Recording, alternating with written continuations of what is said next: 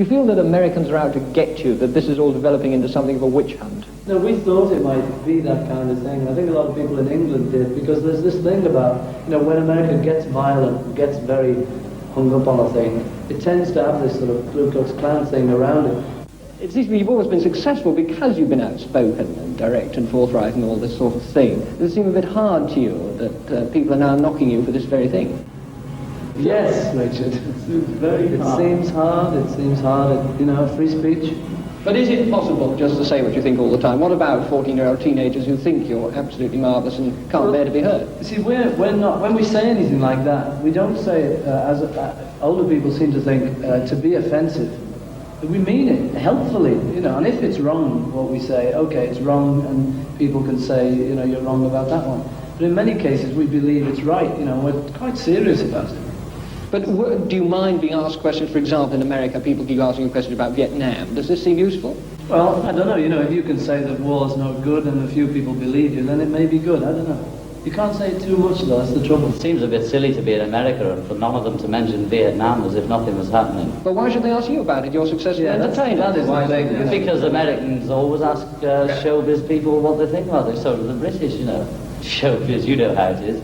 But I mean, you've just got to, you can't just keep quiet about anything that's going on in the world unless you're a monk. Sorry, monks, I didn't mean it. I meant actually. It doesn't matter about people not liking our records or not liking the way they look or what we say. They're entitled to not like us, and we're entitled not to have anything to do with them if we don't want to, or not to regard them. We've all got our rights,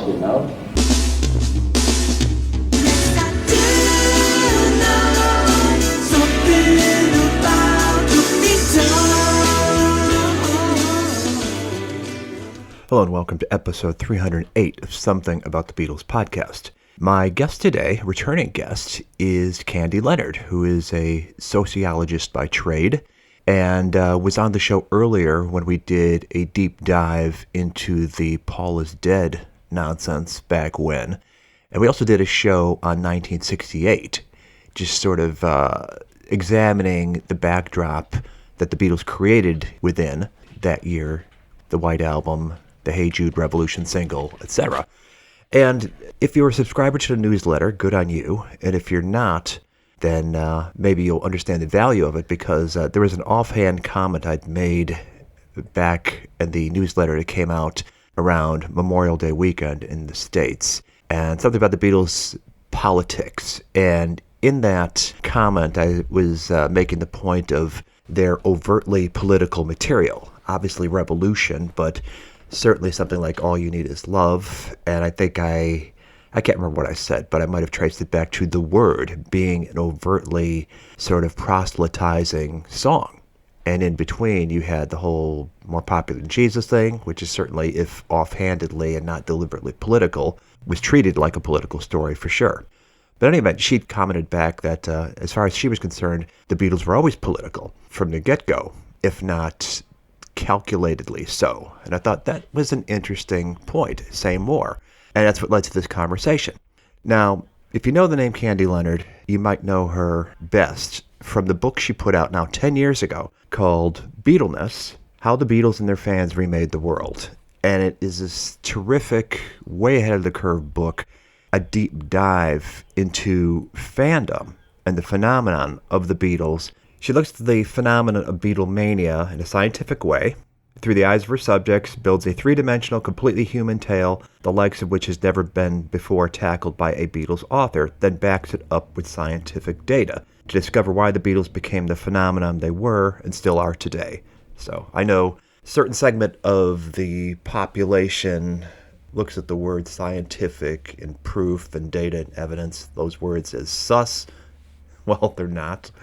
There are reasons why things happened, and you can assemble a thesis by examining the data, which is what she did. And I've said before that I think we're kind of living in this golden age of Beatles scholarship. There's all kinds of amazing books coming out. Just go to the Bloomsbury site if you want to take a look at some of the things that are out there, but all kinds of authors. And it so happens, obviously, Candy's a woman, and there's a lot of women scholars getting their voices heard. And there's a lot of examination of fandom coming in recent years. We had that conversation earlier this year with Richard Mills, his book, The Beatles and Fandom. We've certainly got the good work going on through the years from Sarah Schmidt with her Meet the Beatles for Real site, as well as her book on Beatle fan clubs, which I swear to God we're going to be talking about on the show one of these days. And Alison Bumstead's work on the fan magazines of the 60s and 70s. So there's a whole ton of the story of fandom and what it means in terms of the Beatles' history being examined. It's all fresh angles, all good stuff. So Beatleness was one of the first books overtly examining the fandom, fresh angle. And anyway, this conversation we put together to have her say more about the Beatles as political figures from the get-go. And it made sense as she was connecting the dots. It also was prompted by the One-to-One film, letting her know that that's not a concert film, like I'm letting everybody else know. The concert is sort of a backdrop, but it's really about the political activity of John and Yoko circa 1971-72, and put you into the context of the times. People way too young or unborn at the time of the Nixon administration, it may be an eye-opener for, and the resonance to this very day. So all worthwhile stuff.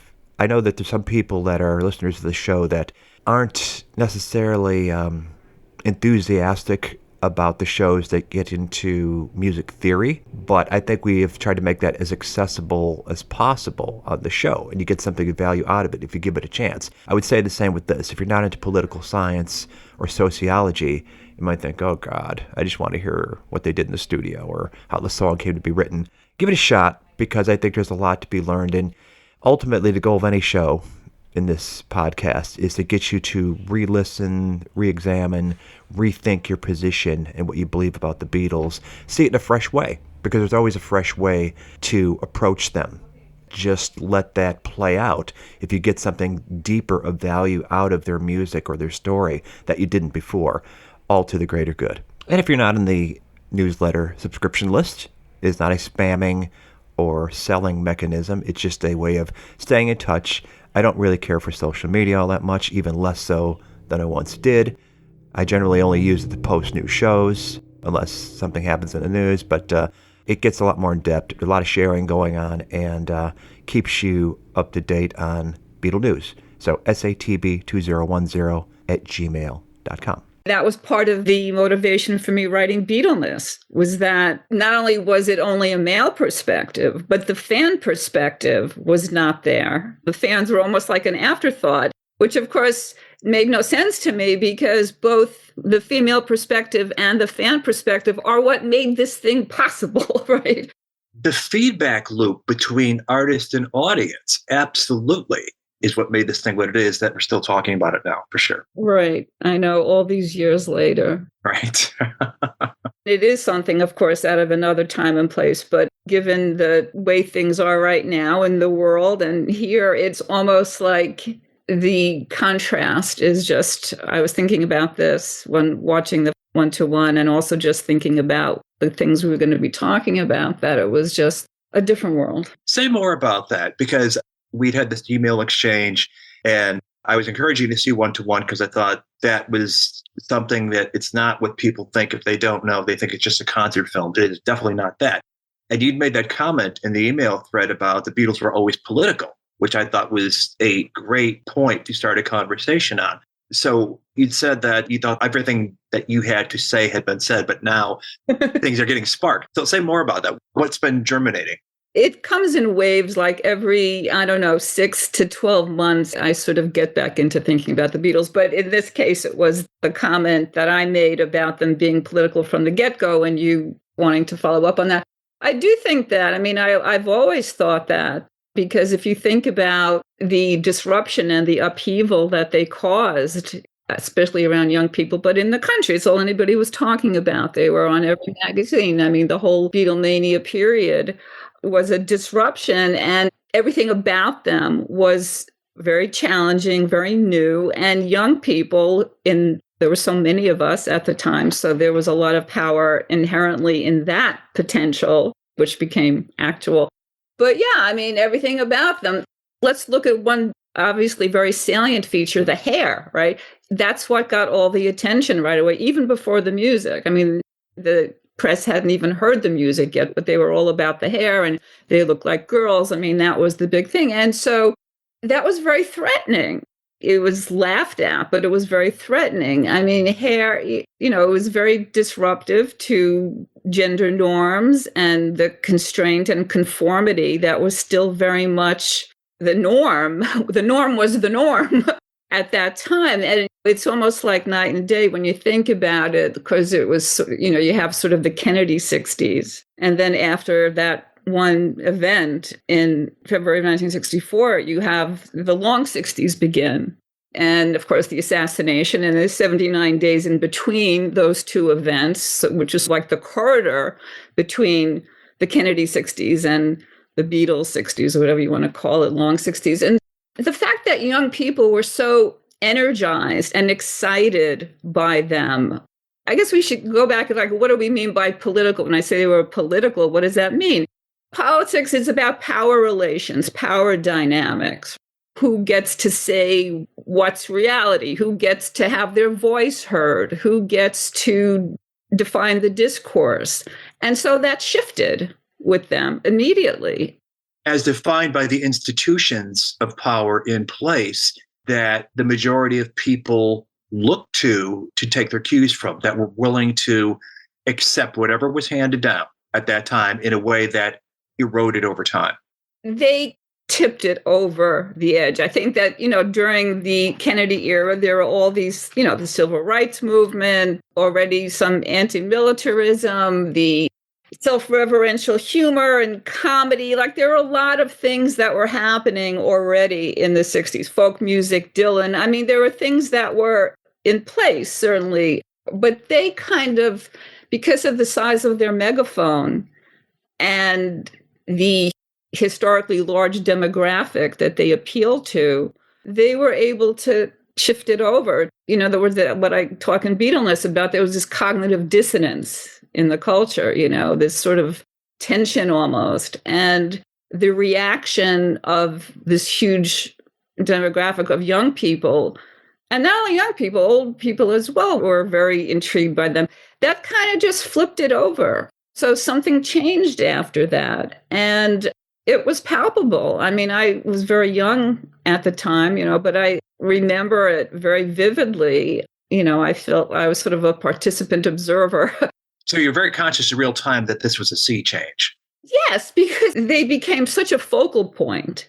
And the release of emotion, joy, they were all anybody talked about.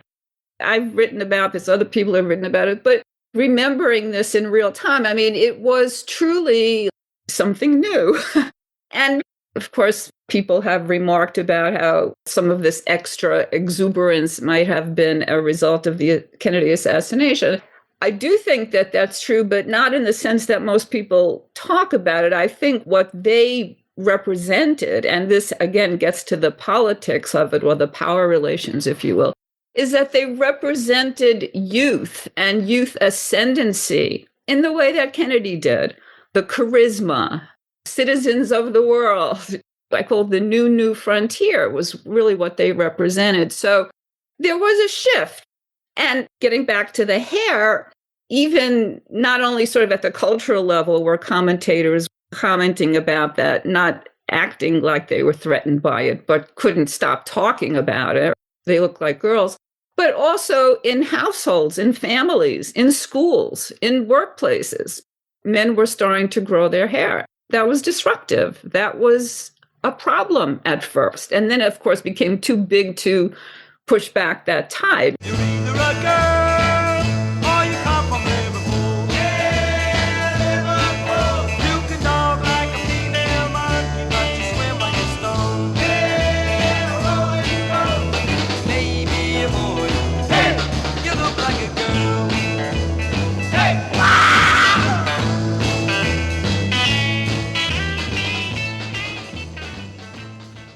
But I talk about this in the book, and I'm sure many people listening to this have memories of terrible arguments and fights with parents about boys growing their hair. boys getting suspended from school because their hair or sideburns were too long. And again, in some sense, it seems trivial. Oh, it's just hair. But hair is not a trivial thing. I mean, throughout civilization, hair has had enormous symbolic value. I mean, going back to the Bible, to Samson. So the hair became very symbolic of a lot of things that were going to change. Right. And what is interesting is when you consider pre-Beatles, if you talked about long hair music, you were referring to classical music. Right. It wasn't quite the same sexual identity threatening thing that it became when the Beatles had it. Well, because in that era, men wore their hair longer. They still wear those ridiculous wigs in certain houses of parliament and all that. So, yeah, long hair meant something different. It wasn't young people making the decision on their own to make that statement. That's the crux of it, is that they saw this, they liked it, it represented freedom, it represented the style, whatever. By growing your hair long, you chose to identify with this thing. You were asserting your own cultural identity distinct from the people who raised you. Exactly. And the people who raised you really didn't like it, especially fathers. You know, it reflected badly on you as a parent. If your son grew his hair long, he was a nonconformist, he was a fairy.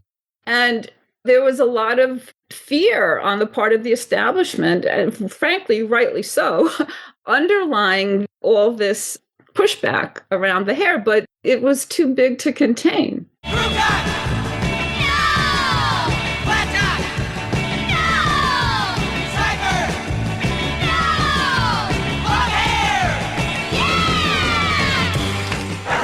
Those hairdos. I love it. What do you like about the Beatles anyway? I like their music and the way they dress and their hair and their look. They look like girls to me. They do not. It's very interesting. It's not something anybody could have contrived to get headlines or attention or as some kind of thing that nowadays people called influencers will come up with some kind of twist on the norm that will get them all the media attention. It was a natural evolution. They went to Hamburg. They fell in with these culturally literate people who, by the way, liked to wear their hair that way for whatever reason. And the Beatles adopted it, thought it was cool. It was a total change in the culture and identifier when they went back to Liverpool. And that became the thing, as you say, certainly Americans picked up on. I'm not sure if the Brits, to whom it was new to when they started doing it, had the same sense of threat that Americans did. Americans were put on high alert. I don't know that it was explicitly talked about at the time as a threat. I said before, I mean, it was joked about. They look like girls. I don't know exactly how the British press reacted to their appearance at the time. By the time we met them, the British press were already used to them. And I suspect the hair might have been a bit of an issue in the UK. And how could it not have been? Because the same cultural norms of boys and men don't have long hair, which of course their hair at the time is like ridiculously not long, but at the time it was, right? So I suspect that was an issue in the UK as well, to some extent. Long hair boys, well, I've got one. I wish the hell he'd get it cut. I think it's disgusting, disgraceful and effeminate.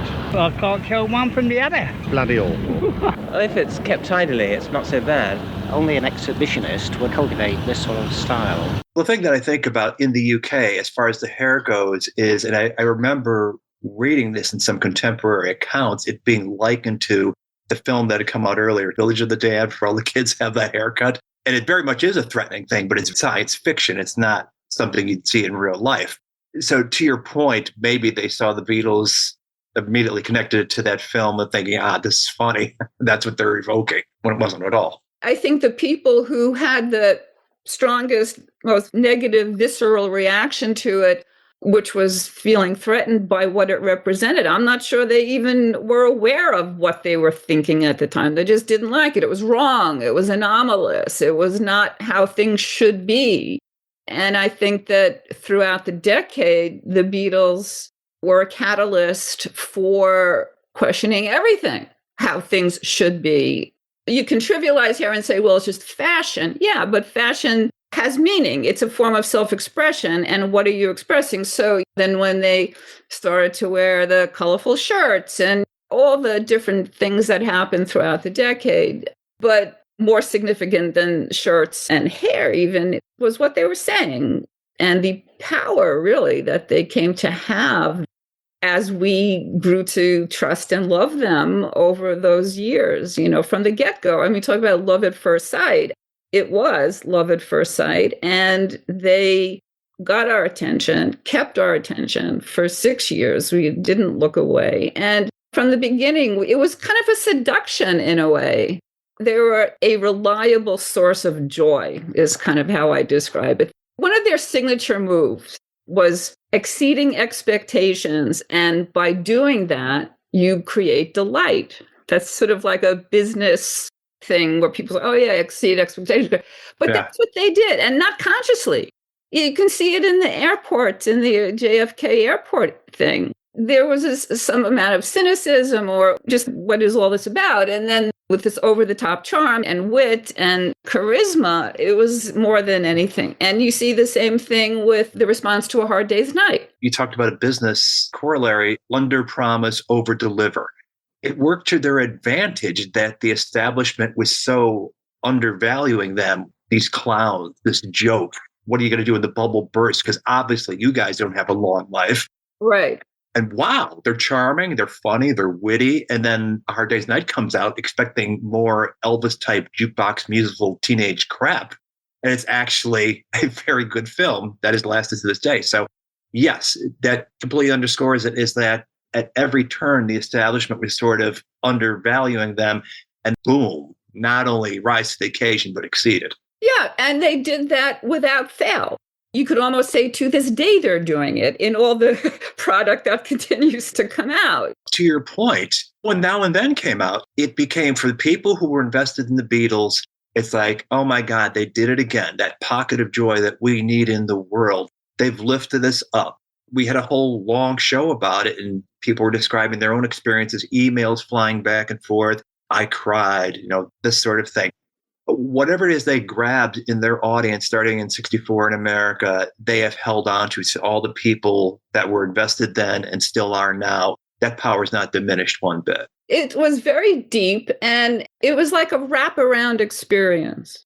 And the relationship was not only between the fans and the Beatles, but what we called press then, but the media were also, it was like a three-way relationship, because the press knew that fans couldn't get enough of reading about them. And so they were on it constantly in the news, their every move. They made good copy. Yeah.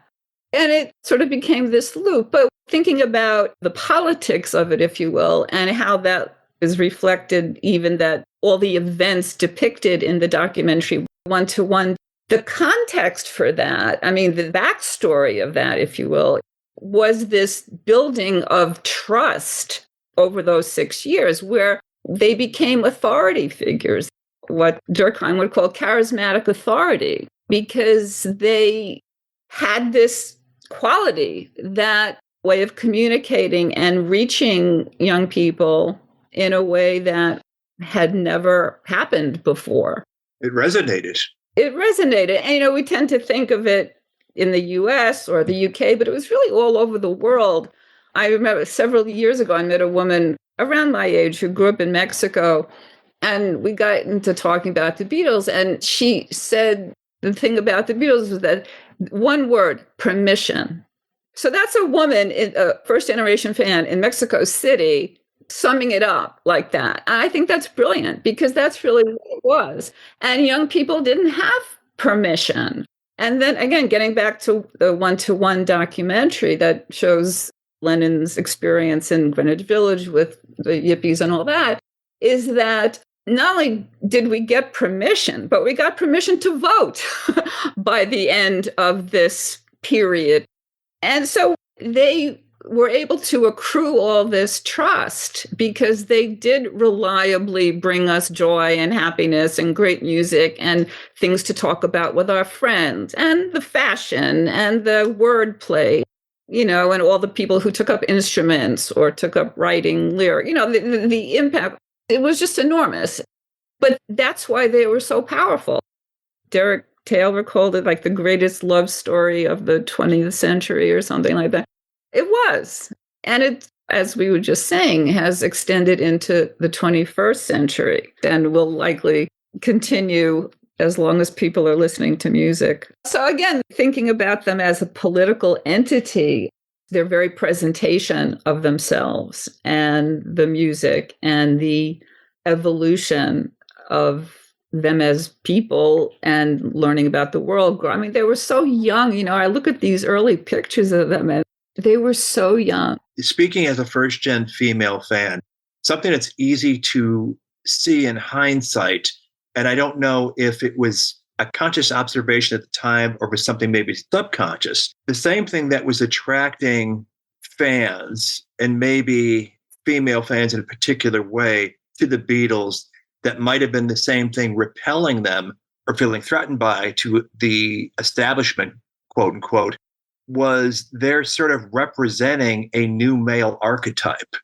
Right, exactly. I mean, I talk about that in Beatleness. They represented a new way of being a male in the world. I mean, the hair, yes, but also the friendships between them, the emotional temperature, the emotional intelligence that's communicated in their songs and their lyrics was very different.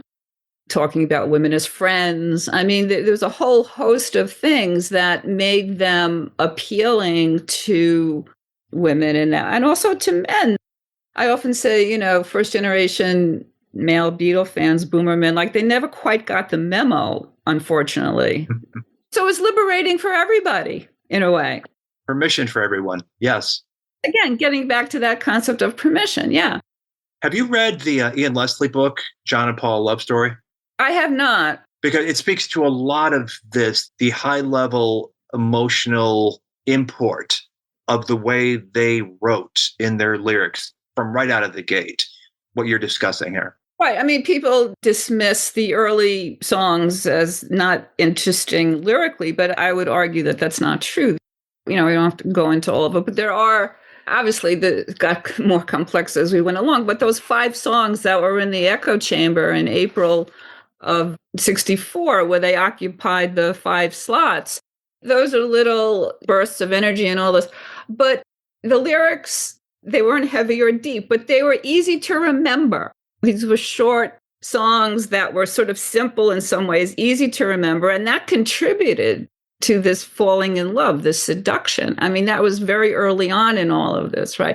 But you're hearing these songs constantly, one of them being Can't Buy Me Love, which is a slightly different kind of way of thinking about love, what's important, values. I mean, just there was a kind of playful, higher sort of level of intelligence, if you will, in the lyrics than, you know, as I said in Beatleness. And they represented, I would have to add like one version of how intelligent men think about women, or how a certain kind of man thinks about women.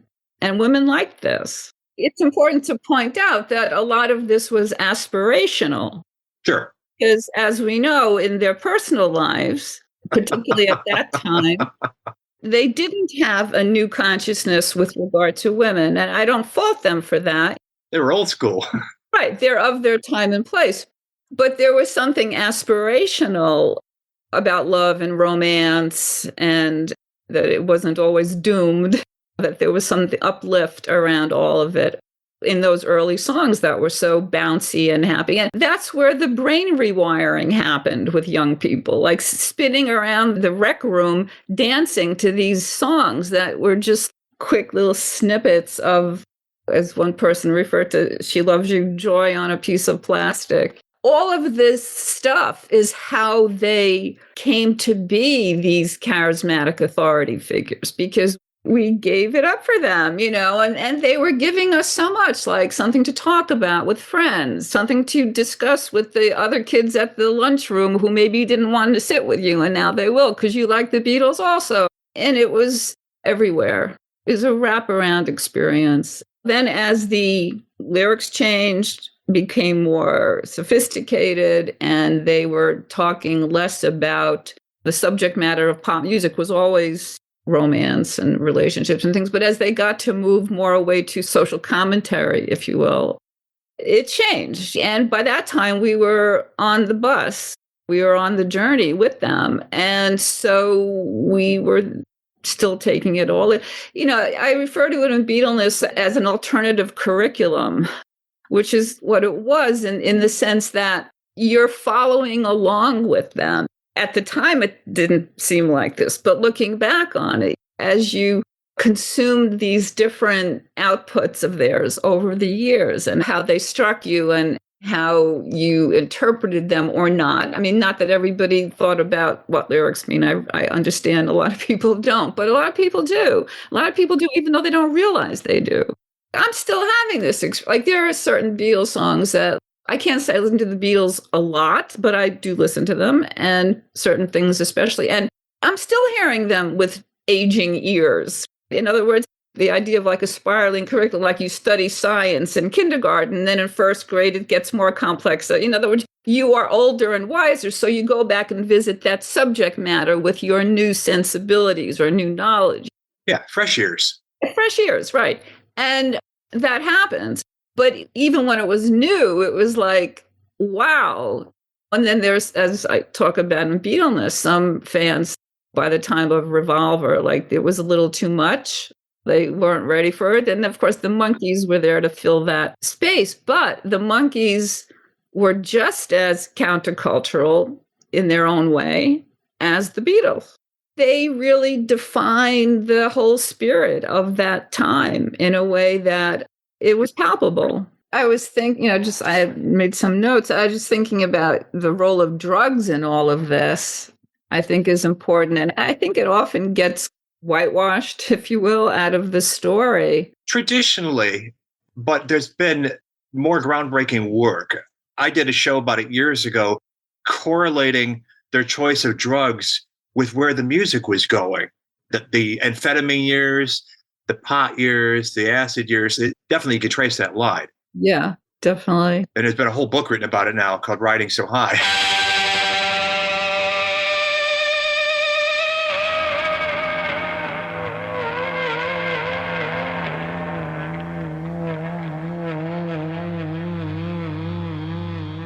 That was good. I was glad that someone did that because I think it's an important part of the story. We can conjecture, well, what if they, whatever, what's the point, right? I mean, they did what they did, how they did, when they did, and we're glad they did, and it's all good.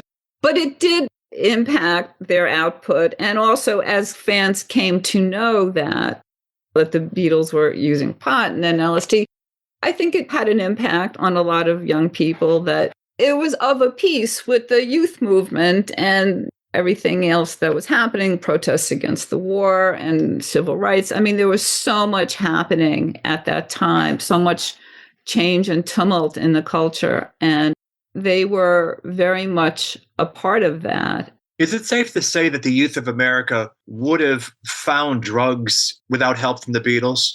Well, probably. I don't know. Do you remember when you first became aware that they used pot?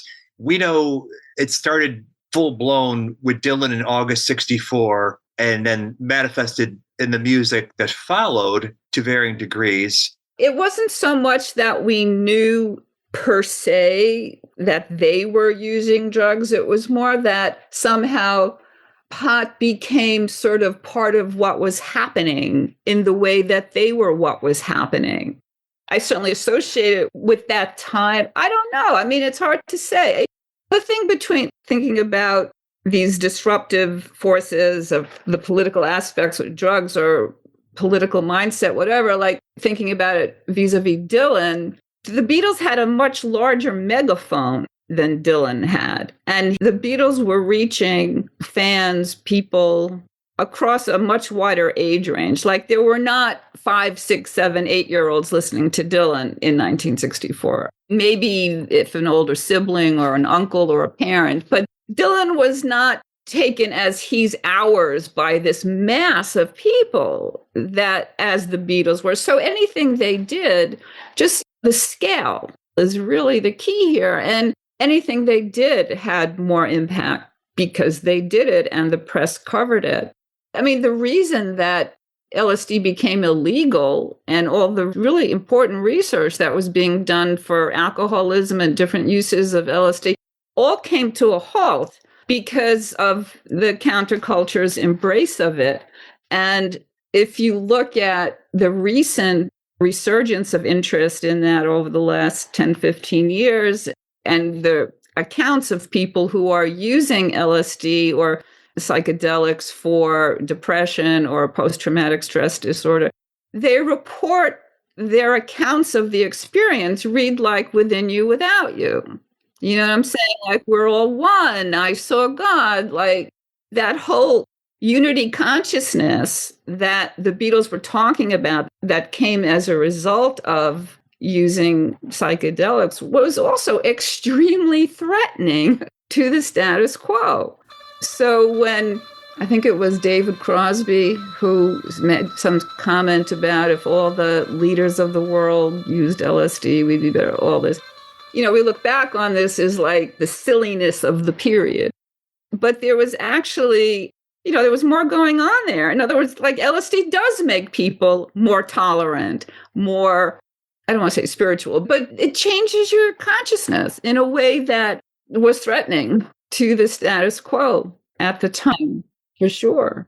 So I think that the drugs are certainly part of the story of their legacy and the altered consciousness that they themselves experienced and that they sang about are, I think, important parts of the story. So really the results of taking the drugs in terms of expanding consciousness, if drugs were the vehicle that your consciousness became expanded, that's great. If you tie that part to the Beatles, because they were sort of spearheading as the biggest thing with the biggest megaphone during that time, what they were saying musically could espouse that. Yeah. Again, I don't think that they set out to take on this cultural role of leaders of the youth movement, which they were recognized as. Certainly from 66 on, they were generally seen as, you can look in the press at the time, and, you know, that they were seen as sort of the leaders of the counterculture. I don't think they set out to do that or to impart wisdom or anything. I think that it was a combination of things. Their skill, their talent was part of it for sure, but it was also the times that they were living in, and they found themselves in this role that, as we know, particularly George and John were very ambivalent about. But even before the Bed In for Peace, well before that, I'm thinking December 65, The Word on Rubber Soul. Yes. A recognition, we've got this platform, our consciousness has expanded. Let's start sending direct messages out there. The right people will get it. My take is that they were political from the beginning, but some people will recognize, oh, yeah, well, they started to be political with The Word. They were unwittingly political from the get-go. Yes, unwittingly from the get-go, but conscious of it before too long. I think that when you look at their incredulity, when they looked up around them at Shea, like they were coming to understand that this was something they didn't sign on. Not that they didn't sign, that it was, I saw the mountaintop. I mean, it blew their minds. This is what Bigger Than Elvis looks like. Exactly. This is what the toppermost of the poppermost looks like. And I think they came, certainly George and John came to see a responsibility that came with it.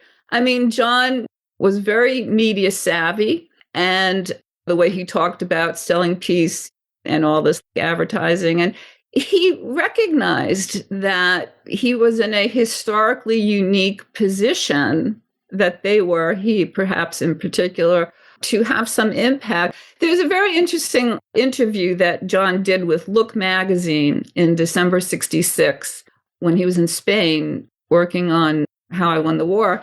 And he talks about basically wanting to leave the Beatles and do something more interesting. But you can hear he recognizes that he has to do something different, that there's something about his place in the zeitgeist, whatever, that he was very aware of, and that he needed to figure out like what was next. What I find so interesting, sort of an aside about that Look magazine, is that there were also articles in that same magazine about the Pope and Sigmund Freud, okay? That Lenin is on the cover, all right, which I just think is very funny. So I think he was uneasy about, you break it up into like the Beatlemania years or the touring years and then the studio years or the 66 on. And you can see that certainly, with Nowhere Man and with Revolver and with the whole Jesus thing, they had become what Ian Inglis, who wrote this great article talking about them as the men of ideas, that their position in the culture changed at that point. And people started asking, the press would ask them their opinions about different issues, civil rights, the war, legalization of marijuana. Like they became authorities. They became people whose opinions mattered to people really of all ages, in a sense. Would any of you care to comment on any aspect of the war in Vietnam? We don't like it. No. I've elaborated enough, I just don't like it. It's just war. It's obvious it's wrong, and that's all there is to be said about it. We can elaborate in England. And that's an interesting thing because people anointing them to that position must have been picking up on the size of their megaphone and influence rather than being specialists or political scientists or anything. They were musicians. Right. But we want to know what you think about Vietnam. Right. But I don't think they wanted to know what they thought about Vietnam because what are you going to tell our kids? It was more like, you are four intelligent young men, citizens of the world with a great perspective, and you're obviously smart and intelligent and well-read. In other words, they were men of ideas. I mean, they thought deeply about things. And nobody was asking Peter Noon this. Right, exactly. It's funny that you mentioned Peter Noon. There's a great clip. Where was it? Of him with Graham Nash? Yes. It's in that Leonard Bernstein special. Yes, where Graham Nash is trying to kind of raise Peter Noon's consciousness. Is very funny. Tough sell. Another top English group, the Hollies, traveling with the Hermits and opening the show. After the concert, the inevitable bull session. And even the show busiest of today's young musicians knows something is going on besides just entertainment. And I think that pop musicians in today's generation are in a fantastic position. They could rule the world, man. And how does music fit into this? Music is the whole thing, man. It's an expression of the younger generation. Paul Simon, John Sebastian, and John Phillips, and people like this, and Donovan, especially Donovan, have got this great universal love, man. Today, because the kids are so tolerant and they really want to understand what people are trying to say, then they'll go with Donovan 99% of the way, because what he's trying to put over is best for everybody. It'll stop. What Donovan's trying to put over will stop wars dead. I believe that you're right about Donovan saying that love is a great thing. Now we have the power, we have the tolerance, we can go in front of a television camera, we can go on the air, and we can say with definition that Hitler was wrong, that Rockwell is wrong, that people who hate Negroes are wrong, right? And we can get up there and shout it to the world, Pete. Well, I don't argue. We can shout it to the world, so why don't we do more of it? That's what I'm saying. We can stop world wars before they ever started. I disagree. I don't believe that you know who start world wars? For one. Do you know who start world wars? People that are over 40. People. That's it. People that are too old to realise that love rules the world. So they became very, they were influencers. They were influencers from day one, but the content of their influence, the subject matter about which they were influencers, broadened and changed and came to include politics and the war in particular. Civil rights, at the time, we were not aware of all the things with the contracts and not playing segregated audience. I don't know that was known at the time so much. I confronted Paul McCartney with reports that there might be segregation at their Gator Bowl concert in 1964 in Jacksonville. He made it clear the Beatles wouldn't stand for it. I think it'd be a bit silly to segregate people because, I don't think coloured people are any different. They're just the same as anyone else. Over here, there are some people who think that there's animals or something, but I just think it's stupid, You can't treat other human beings like animals. And I wouldn't mind them sitting next to me. Great, because it's the way we all feel. And a lot of people in England feel that way, because there's never any segregation in concerts in England. And in fact, if there was, we probably wouldn't play them, But the date book magazine that got him in trouble, the McCartney quote that's on that very cover. Right.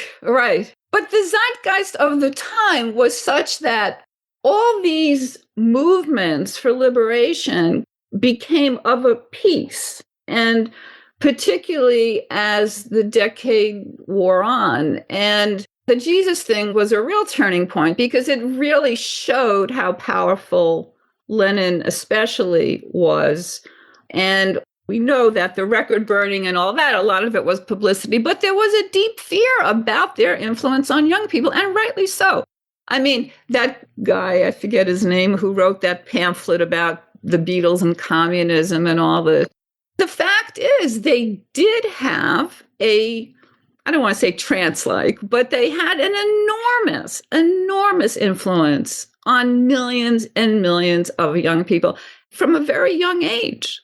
It wasn't only teenagers.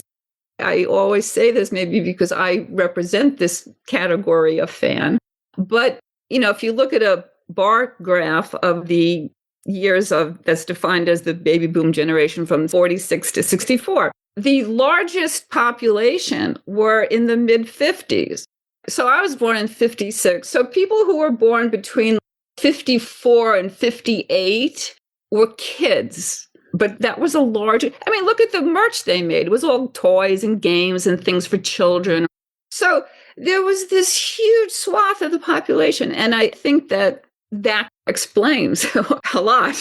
Historical circumstance. Just as in England, when skiffle hit and rock and roll hit, and That's All Right Mama and Rock Island Line were cut within a fortnight of each other in July 1954, it was the very same time that wartime rationing had ended.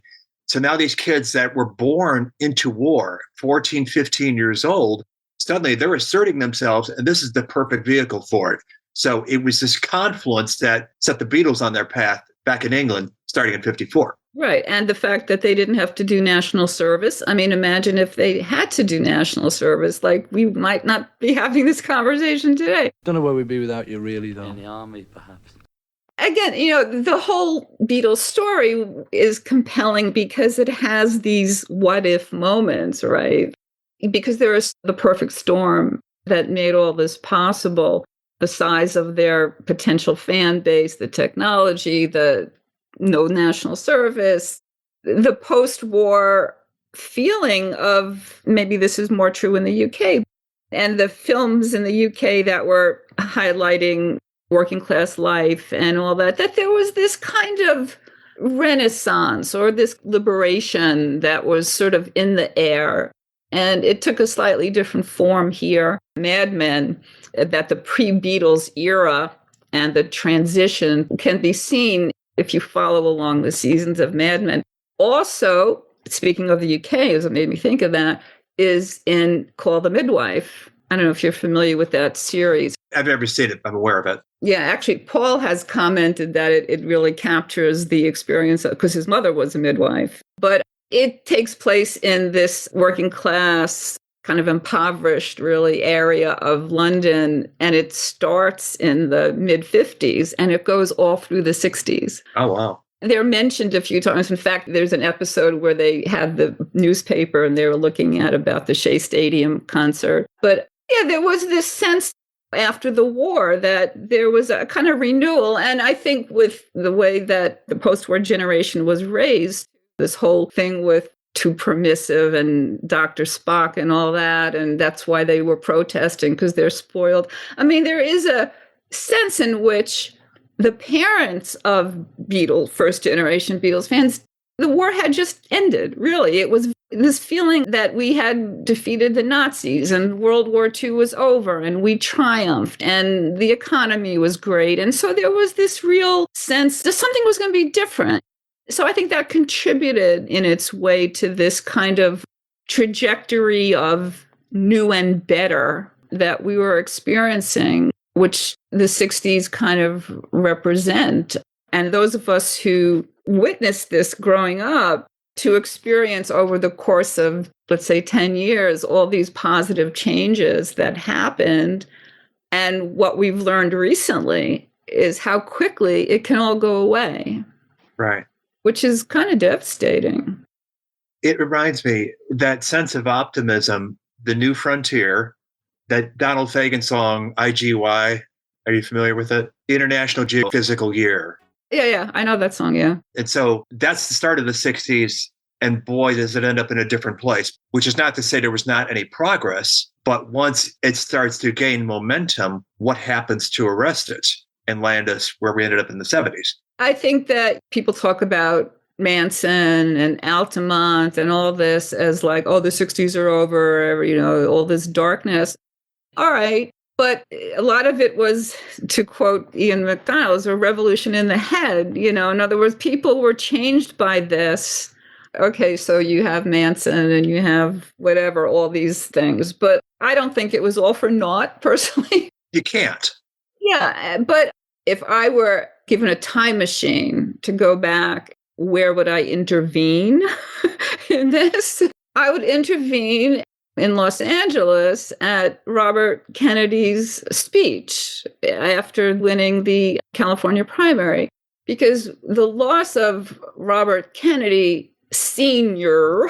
was a real loss to all those ideals, and that vision of a fairer America was lost with him.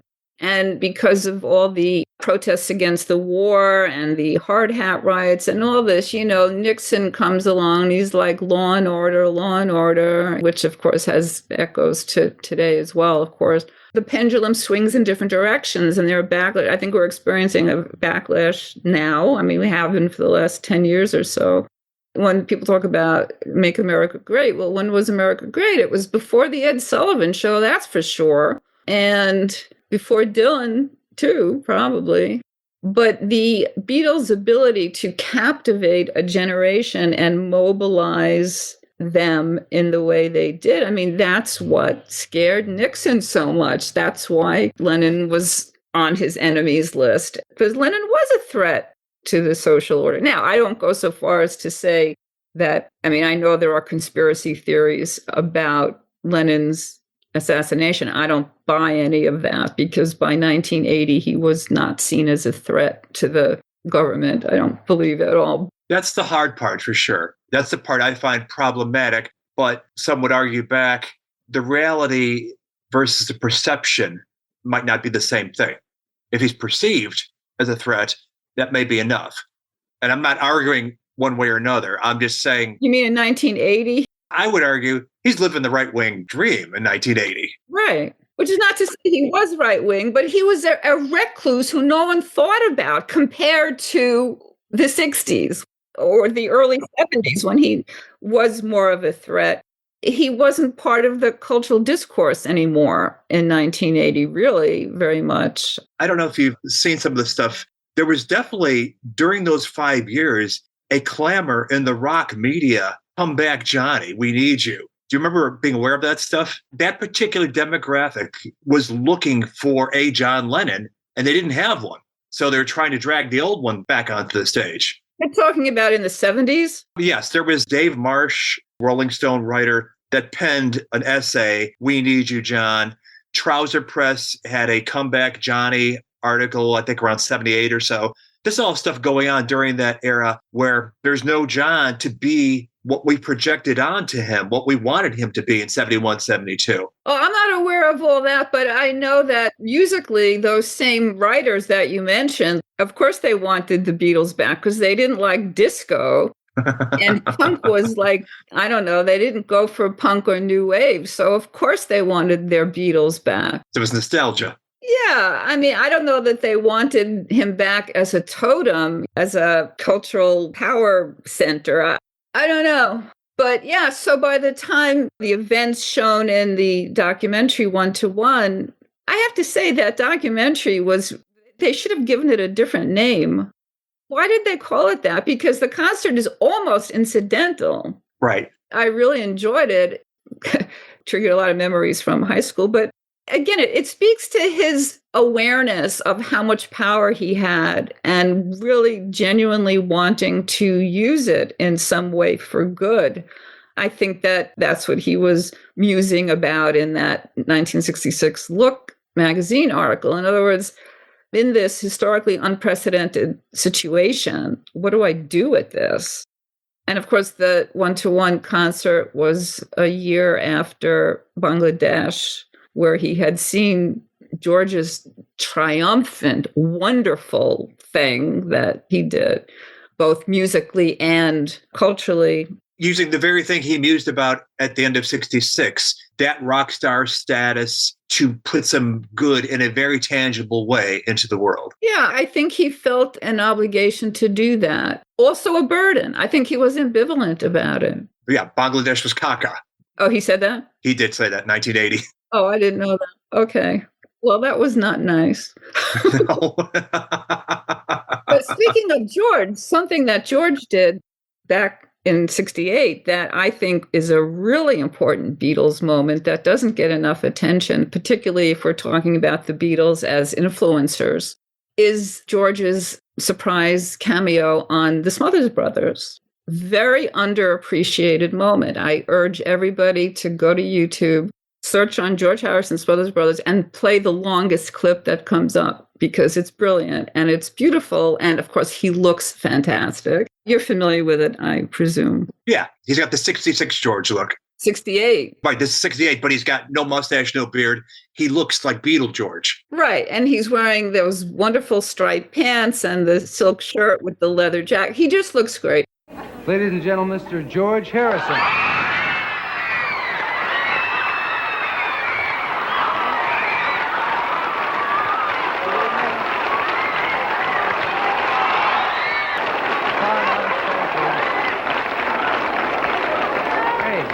George, do you have something important? Something very important to say on American television. You know, a lot of times we don't have opportunity of saying anything important because it's American television. Every time you say something and try to say something important,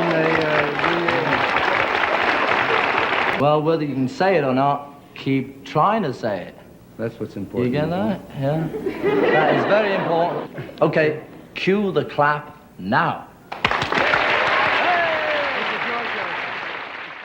Why is this politically significant? Because the two prior weeks, the Beatles, the Hey Jude and Revolution videos had shown on the Smothers Brothers. And so we have to assume that the Smothers Brothers had the youth audience for sure. So he showed, and of course, the backstory being that the Smothers Brothers' humor and their skits and the whole show was very countercultural. It was very anti-establishment, particularly around the war.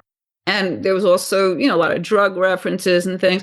So they were in constant battle with the CBS censors. And eventually they did get canceled. But George came on and, did a little clever back and forth with them and urged them to keep fighting. In other words, to keep fighting against the censors who wanted to silence them. And of course, the Smothers Brothers were known for being so anti-war. So I talk about this in Beatleness, that fans said, if the Beatles are against the war, that's probably where I'm at with this. And again, not that young people even necessarily understood what the war was about or who's Viet Cong, who's Viet. We didn't know.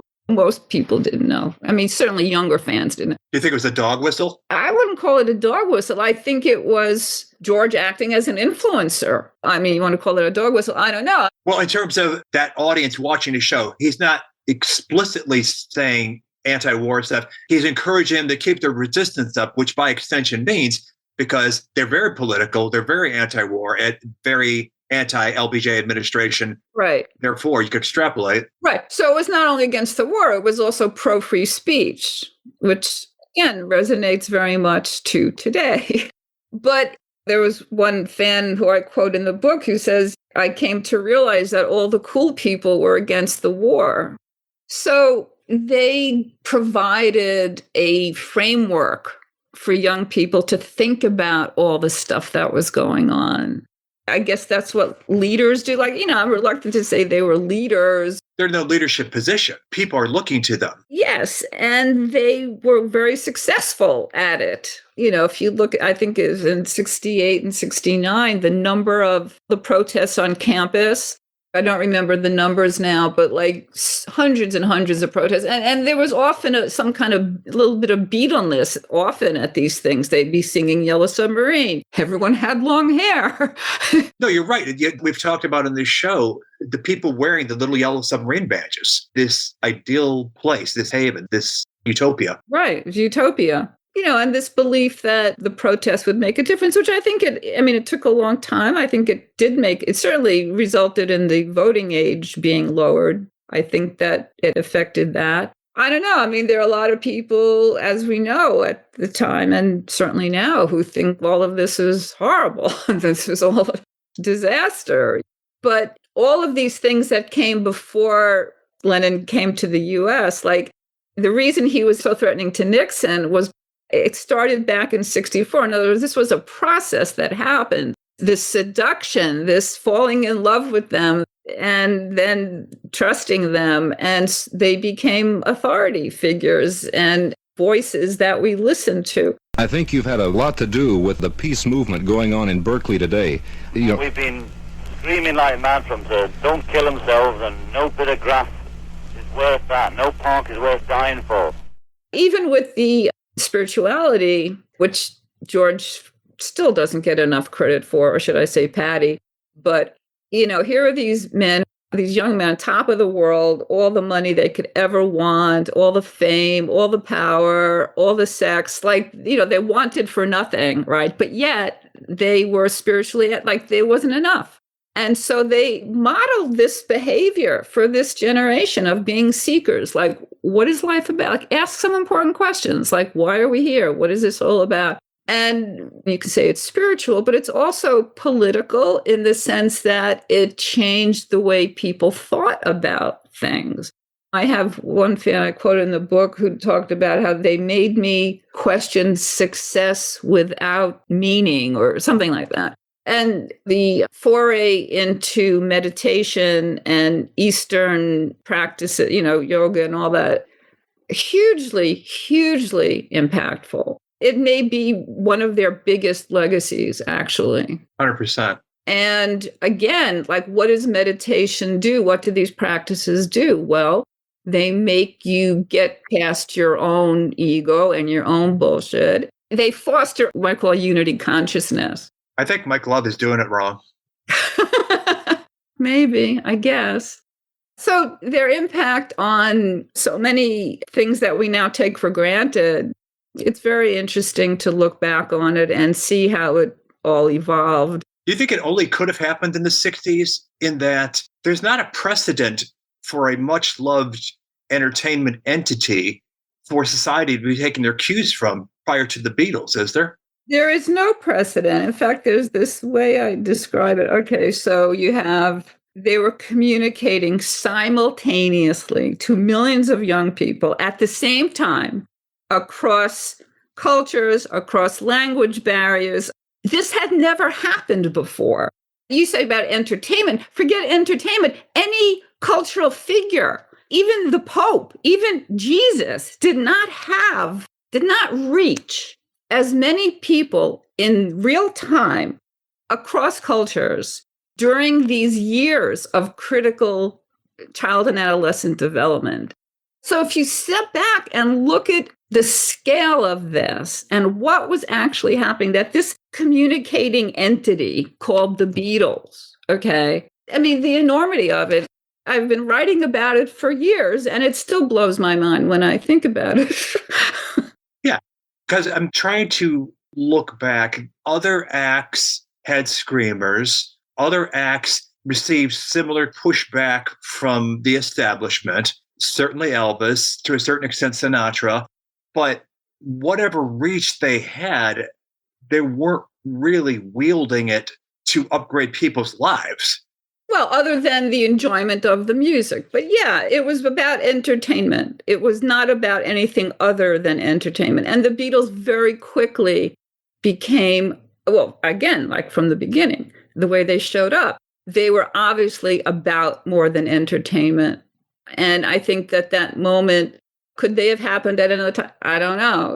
It just seemed like the people were ripe for it, at least that baby boomer generation. There was this, what I call the cognitive dissonance in the culture, and young people realizing that we were not living up to the ideals that we learned about in school, with, you know, about civil rights, or why was there so much poverty, and the SDS, you know, the Port Huron statement is very interesting to read too in this regard, where they talk about a society that's less militaristic, based on love and human flourishing. And so these ideas were out there. These little seeds, if you will, were out there. But the Beatles watered them, and they sprouted and were consumed, to continue the metaphor, by this huge, huge demographic. So people say, well, were they agents of change, or were they just reflecting what was happening? And I think it's a little of both, but I think they were certainly a catalyst. Again, it gets back to this permission. You know, you mentioned about other acts that had screamers. There's a book coming out soon called Swoon, which I was asked to write a blurb for. It's a really interesting book about, it looks at these various entertainers, and it, of course, includes the Beatles. And it goes back to Byron, goes back way back, Franz Liszt, all of this.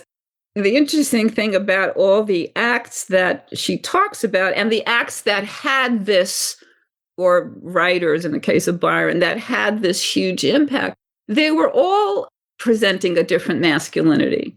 Even Sinatra was not in the way the Beatles were, but he did not impact as a traditional male persona at all. The appearance, the songs he sang. Yeah. Well, he was super skinny, too skinny to make the war, I think. And then he had a punctured eardrum or something. But he was not your robust He-Man Bing Crosby. Right. And Elvis, of course, Liszt was also, you know, this is maybe off topic a little, maybe not. I took my grandson to see this Boston Symphony Orchestra doing the songs of Led Zeppelin. And in preparation for this, I was revisiting a lot of Led Zeppelin stuff, and they did not get good press in the US at first, at all. Now, maybe I'm wrong, but they were so androgynous, Robert Plant especially. And I think that the gods of rock press that you mentioned before and that ilk, I don't think they liked that. I think they found it very threatening. Isn't that interesting? Well, we know that's why the Kinks were not allowed. Didn't they have some issue with customs? They didn't let them in or something? They had gotten into a brawl on stage. Mick Avery and Dave Davies, they got in trouble with the musicians union, and then they got blocked from coming into the States for like 3 years or something. But they were also very androgynous. I'm not going to use that word because that was sort of an easy way to describe it. But yeah, I was just really struck by the contrast, like juxtaposing the appearance and the novelty of Led Zeppelin's sound and their appearance with the rejection, the criticism that they got from the press. I think that the gender issue had something to do with that. I really do, looking back on it now. That's interesting. I wonder then how they reacted to New York Dolls. By that point, we'd been through Bowie and Stonewall, and I don't know. The position has shifted? Shifted a little bit, yeah. I think there was some more openness to that, you know, Transformer. I don't know. I mean, when did Led Zeppelin come here for the first time? It was 68? 69. Well, they started end of 68, but I think they came to the States in 69. There's that new doc about them that you've maybe seen? Yeah, so, you know, it's one thing to tolerate long hair on the Beatles and some other acts, but like their appearance was really over the top as far as the gender bending or whatever people were calling it then. And I really do believe that that was part of the resistance to them. I think it was perceived, at least, because there's a great interview circa 1970 with Badfinger, and they're as benign a pop rock band as can be. They're not looking to shift any paradigms, but they talk about having very much a legit fear for their lives in coming to America because of their long hair. And the radio interview is like incredulous, like, why? And Tommy says, because we saw Easy Rider. You know, long hair, it always had a lot of different meanings to different people. It was threatening, but in different ways. Biker culture changed. Biker culture changed, right. I mean, it's complicated. That would be a great book. I don't know if somebody's written that yet about the meaning of hair through the 60s and 70s, but like the guy in Easy Rider gets shot because he's a dirty hippie. But then, like, not long after that, you had what we now call right-wing bikers also growing their hair. So it's a symbol of freedom. It's self-expression. It's like, leave me alone, you know? That's threatening to a wide swath of groups. They unleashed something that, again, it gets back to this notion of permission, I think, is a big part of it. Yeah, you know, the thing that struck me about the documentary, a lot of things struck me about it. I hadn't seen it, and you suggested that I watch it, and I'm glad you did, because I really did enjoy it, the phone conversations between the various people. But John, you know, still wanted to do something. Like, here he was in New York, still recognizing he had this platform, that he was an influencer. And, you know, I think some of it was misguided at times, but I think he genuinely really wanted to use his platform for good and was working to figure out how to do that. And then, of course, the Willowbrook, you know, I happened to see the thing on the news about Willowbrook, so that became the thing. There was a quote that I loved. I think it was Yoko in the film, where she says, I guess somebody asked them, why Willowbrook? And she said that the children of Willowbrook are symbolic of the pain in the world. And I thought that that was really beautiful and simple. You know, there was a simplicity. And also juxtaposed with John's famous discomfort with people who are handicapped. But it was interesting that that wasn't an issue for him in this.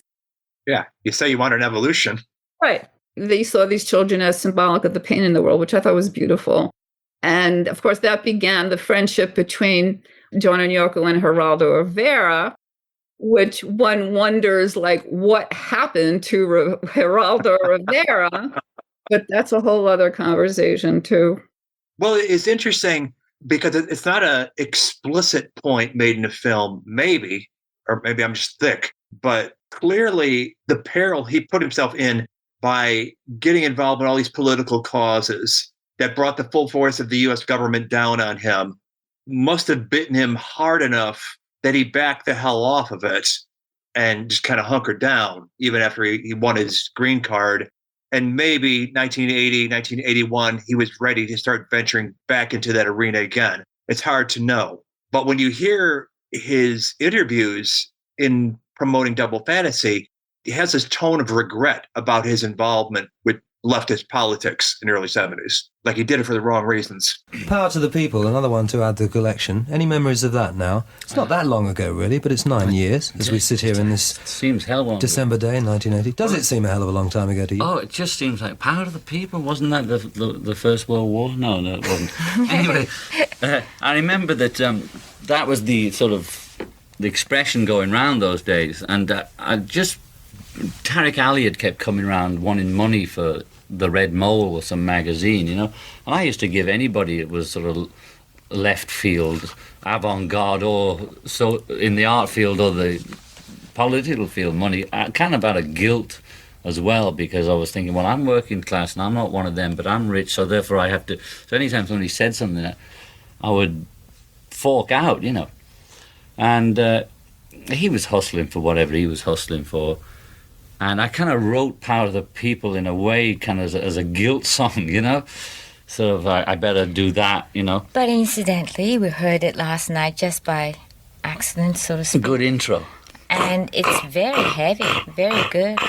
Yeah, not bad. To me, it's like a newspaper song, you know, when you write about something instant that's going on right now. And I don't call it a well-crafted song or anything. It's just that was the news headline, you know, with misprints and everything. Even with the Jerry Rubins and the Tariq Alis and that, we'd always comment to them, and after they'd left, well, Where's the women? You know, where's the women running Red Mole? Where's the women socialists? Where's the women left-wingers? Where's the women in on the meeting about how they're going to overthrow the government or whatever the hell they were talking about? And Jerry's girlfriend typing his, thesis or something, or a speech or whatever. They're going to liberate the world, but Typical. they're all doing the typing and making the coffee. Come on, this is garbage. But, it took us time to sort of see through it all like that. We'll help with the concert because that's positive, and we'll sing our part and, all the rest of it. And we were naive as well, thinking none of the money would go to anything nasty. But the reality was we'd have these incredible dialogues, and we'd keep saying to Abby, you can't, we're not against that. We're for this. We're not against that. We're for this. What happened? There was no concert because we said no way, and Ginsberg was with us. He said, create Chicago is to create death and destruction. We don't want to, apart from not being dumb enough to want to get hurt ourselves, we weren't going to create a riot. We didn't want to be part of riot, or create a riot, or be responsible, or even promote it. So we just said, no way. That's out, brother. They leaked it to the Rolling Stone. Jerry couldn't keep his damn mouth shut as usual and was already on the press with his, blabbing off because the media freaks, So Jerry talked to Rolling Stone. There's going to be a San Diego concert. John and Yoko coming, and their friends. Who's that? Dylan, the Beatles, God, Jesus. That bit. Those days, wherever we went, there was all those rumors too. So that was already printed out in Rolling Stone that this was all going to happen. Because anybody who seemed to be powerful enough to be used by these crazy radicals, is the way the right must have been looking at it, was dangerous. So therefore, why have them here? They're too foreigners. We don't need any more freaks. We've got enough of our own. Yeah, I think when he saw the potential for violence was when he backed off, and also maybe just decided he didn't want to be harassed anymore. There's a lot of looking back on that period with slight embarrassment or regret, because there was a lot of excess. You took it too far. Yeah, but, like Jerry Rubin and Abby Hoffman, they reached out to him. Like, he didn't say, okay, now I'm here, I'm going to hook up with some radicals. Like, they all kind of glommed onto him. Two media savvy people. Right. And maybe you could even say they used them, John and Yoko. I mean, they did get John Sinclair released, so that was a good thing. And they did raise money for Willowbrook, which was a good thing. It wasn't a great musical period for them. I remember that I remember all that Que Pasa New York and all that stuff. I remember that. How did you, as a presumably leaning feminist, react to the song? Well, I've written about this. I have a piece called John Lennon, A Voice for Feminism. Obviously, there are many tragedies about John no longer being with us, but one of them is that, in terms of the public, not his family and the loss to them, but that I think he could have been an influencer on feminism and perhaps other issues as well. You have a record here that bears some explanation because there's a bit of hassling going on as to whether or not it can be sung or not. Yeah, there's always, every other record I seem to have a hassle with. Yeah. Well, this is a song about the women's problem. It was written by Yoko and I, and the song is called Woman is the Nigger of the World. And obviously there was a few people that reacted strangely to it, but usually they were white and male. But that's now I'll tell you the story of how it came about. In 1969, I put it on the cover of the single so as it helps explain it a bit. Yoko did an interview with a woman about the woman's problem, and I didn't have anything to do with it. And then I noticed the cover. It was called Nova. It's an English woman's magazine like McCall's or something like that. And the first time I heard about it was I saw it on the cover of McCall's like that. And it sort of said, she, woman is the nigger of the world. Well, at the time, I was more of a chauvinist than I am now. And I must say, I was saying, well, come on, what about this and what about that? And I argued a lot. And then, as like everybody else, we talked more and more about it. In the last 2 years, it became more of a thing. And I had to, find out about myself and my attitude to women. And this phrase of hers kept coming through my head, woman is the nigger of the world, woman is the nigger. So I said, come on, Yoko, look, this is it. You've said it here. I agree with you now. I think she is. She's the slave of the slaves. That's what Connolly said, the great Irishman. And So we sat down together and we wrote, we tried to write together the whole story as best we could in a 3 or 4 minute song. And it's called Woman is the Nigger of the World. And then luckily for me, because a lot of stations were saying, well, we're not going to play this because it says nigger and a white man shouldn't say it. Though all my black friends feel I have quite a right to say it because they understand it. And then, strangely enough, the chairman of the Black Caucus, that great guy, Congressman Ron Dellums, Democrat, California, says here, he came out with this, which is fantastic. If you define niggers as someone whose lifestyle is defined by others, whose opportunities are defined by others, whose role in society is defined by others, then good news. You don't have to be black to be a nigger in this society. Most of the people in America are niggers. I didn't say that. Oh, my goodness. We'll never get in now. I think the word nigger has changed. It does not have the same meaning as it used to, and I think he put it very succinctly there, and I really believe women have the worst. Whatever it is, however badly or poor people are, it's the woman that takes it when they get home from work. I think he genuinely evolved. I mean, I write about this in this piece I wrote. In the film, they talk about the primal scream therapy and trauma and all this. Like, John owned his shit. Like, he recognized that he had trauma from his childhood and from his upbringing and his parental stuff. And he recognized that his understanding of women was off and, you know, whatever. I mean, he was raised around a lot of strong women, but he was still misogynist, right? Or whatever. Yoko genuinely raised his consciousness, and he admits that. Like, I think there's a lot of evidence to suggest that he genuinely underwent transformations around a lot of things in his life that were problematic, that he had the self-awareness to recognize, and he worked on himself. And I think he, became enlightened, more highly evolved, whatever you want to call it. But I think that he genuinely, with Yoko's help, developed a feminist consciousness and recognized the stupidity of half of humanity being oppressed for no reason. And I think he also got over his own ego, which I think is necessary for men to get to that point. And he did it kind of publicly. Yeah, so there's a lot to admire about him. I know his place in history, you know, a lot of new fans like discover all this negative shit about him and say, oh my God, he's a terrible human being. You know, he's a product of his time and place. I believe he is a good role model for anybody, but perhaps especially for men, in that, like I say, he owned his shit, he owned his childhood traumas, and he worked it through and became better for it. Do you see that line in Getting Better as an early clue to the new direction? I used to be cruel to my woman. I beat her and kept her apart from the things that she loved. Oh, I don't know. Paul probably wrote that line. I don't really know what to make of that. It's public. Assuming if you're in the audience, you're thinking that they're writing autobiographically and not just creating characters like Desmond and Molly, that he means what he's saying there. I just wonder how that was received. Some people were a little disturbed by that whole line. I think it's fine. I mean, man, I was me and I'm changing my scene. I mean, I'm growing as a human being. I'm not a finished product. Again, a lot of boomer men never got the memo about self-awareness and how we grow as human beings throughout our lives. And I mean, even that was probably a new idea in the 60s, you know, it's sort of out of the human potential movement and all that. But I think that maybe was an early clue to the new direction. Yeah, he was very savvy about a lot of things. And his whole talking with McLuhan about the power of media in 1969, I think also left an impact on him. And it affirmed his belief, I think, in the power of media and the power that he had as a media figure.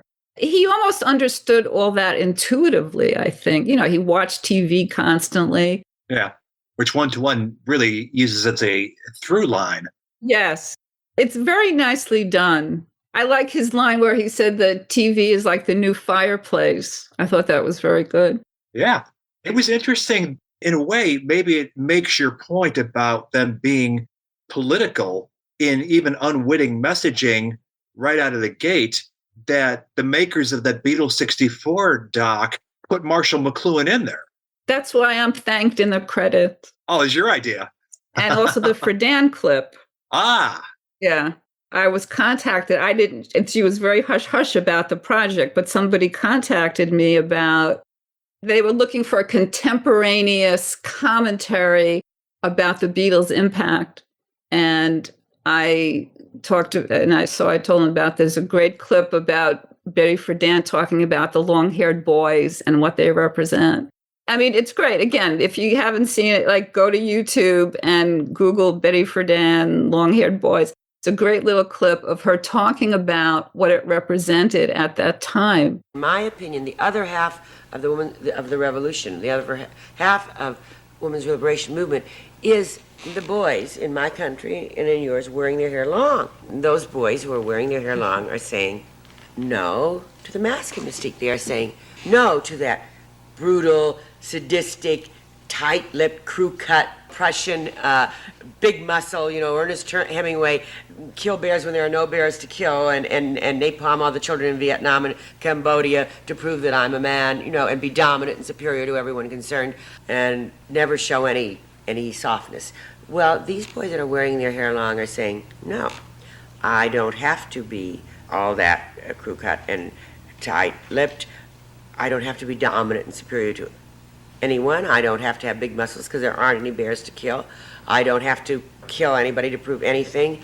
I can be tender, and I can be sensitive, and I can be compassionate, and I can admit sometimes that I'm afraid, and I can even cry.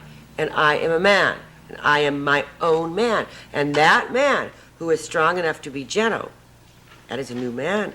It's very sad in a sense, because a lot of this utopian vision that's kind of baked into all of this clearly did not come to pass. But nevertheless, I mean, it was very aspirational. But yeah, and McLuhan too, that the instantaneity of everything suddenly and the power of media. Yeah, somebody contacted me that I was thanked in the credits, and I was thrilled, of course, but I didn't know why. And then I remembered, oh, that was that person who contacted me. I was thrilled that they put it in, because it really does show the impact. I liked Beatles 64 a lot. There's so many documentaries. I can't claim to have seen all of them, frankly, but I liked it. I thought it had more value in terms of like the historical record than Ron Howard's thing, which was in many ways a vanity project. Anthology light. Yeah. In the hands of Martin Scorsese and his team. I thought that it really showed the context. And that's what's important, I think, in terms of future generations or historians wanting to understand this. It really showed it very, very well, I think. And that wonderful clip of Smokey Robinson talking about Paul and how they had met them so many years before. There's something very sweet about that they were still both alive and doing their thing. And I liked that documentary a lot. I thought it was very well done, and it wasn't the usual fetishizing. It added some meat to the bones. I'm glad to hear you say that, and I'm glad that the listeners are hearing you say that, because that's a nice drop of validation for a lot of people who felt disappointed in that film because they were expecting the first U.S. visit on steroids. And it wasn't that. It wasn't that kind of film. There's enough of that. Like, why would Martin Scorsese bother doing that? Like, right. I don't know how many Beatles documentaries there are. There are many, many, many. And I think this one stands out. Again, it's only focusing on that short period of time, like the first U.S. visit, but it gets to why they were such a big deal in that moment. Yeah. And of course, some of that footage, a lot of the footage in that was already seen, but I guess there's was 18 minutes of new Maisleys footage that no one had seen or something. It's incredible how it echoes A Hard Day's Night. It's just hilarious. It's just hilarious. The best thing in there, for my money, was that bit of found footage that I guess they had thought was not usable because it was too dark or something like that. They restored it. It's Paul on a train saying, "We're just having a laugh." Yeah. That was beautiful. Thank God they rescued that. Yeah. And, not thinking about how long it would last or anything like that, even though they were asked that constantly. Yeah, they were having fun. And, they had their own cameras with them. And as we now know, taking lots of pictures. As I said earlier, sometimes I think I have nothing else to say about the Beatles, but I guess I do. I don't know. As I said, there are moments when as much as familiar as I am with all of the facts of the case and having lived through it, talking about it with, somebody like yourself who's informed and into it and all that, it's just, I think anew of how fucking amazing it all was. Seriously. And to that point, because it was so kind of ahead of the curve of where we are now, all these women scholars now contributing mightily to the conversation. Beatleness was pioneering in its way. For anybody that is not familiar with the book, what do they need to know? Well, I really appreciate your saying that, because I do think that I inspired a lot of women scholars. And I have a PhD, I'm a sociologist, so in that sense, I'm a scholar. I'm not an academic per se, but I do think that I inspired a lot of women to not only write about it from an academic perspective, but also from their own fan story, right? And, the validity of the fan story. I think I can take some credit for that. Gary Berman wrote a book with some, also looked at fans, but what Beatleness does is it looks at it from the perspective of a young person growing up in the 60s, immersed in Beatles, and what that was like, and how each album, each TV appearance, each film, how that affected them. And, as a qualitative researcher, I'm a professional interviewer, so I was able to bring out that micro level, every fan sitting in his or her room, staring at the album cover and listening and getting blown away, but also at the macro level, at the cultural level, where, it gets back to, or I talk about the statue in Liverpool of 4 lads who shook the world, and my dream that I talk about, which this really did happen, where I had this dream where I saw Paul McCartney on a bus, and we start talking, and I said to him, you guys changed everything. It's like that statue in Liverpool says, right? So he says to me in this dream, well, shook your world, maybe. And then I woke up and realized, that's the thing here, is that as a sociologist looking at the micro level and the macro level, all the individuals whose world was shook, right? Your world, my neighbor's world, my cousin's world, the kids in my class at school. Okay, so that's how it happened, because we were all seduced, But yeah, so Beatleness, I'm very proud of it. And I think that it's kind of a 360 view of the whole thing. And the story's told in real time. So in other words, the reader only knows what we knew at the time as you're reading it. So it's I think there's maybe at the end one reference to John not being around anymore and George, but it shows how the politics and the events that were happening in the country at that time and the experience of young people, and how the music kind of mediated that in a way, almost like the music and the Beatles and everything that followed in their wake, the Renaissance that they started, young people used that as a way of understanding what was going on in the world and finding their voice or their position, being influenced, but also just thinking differently, as the ad said years later, right? With a picture of John and Yoko, right?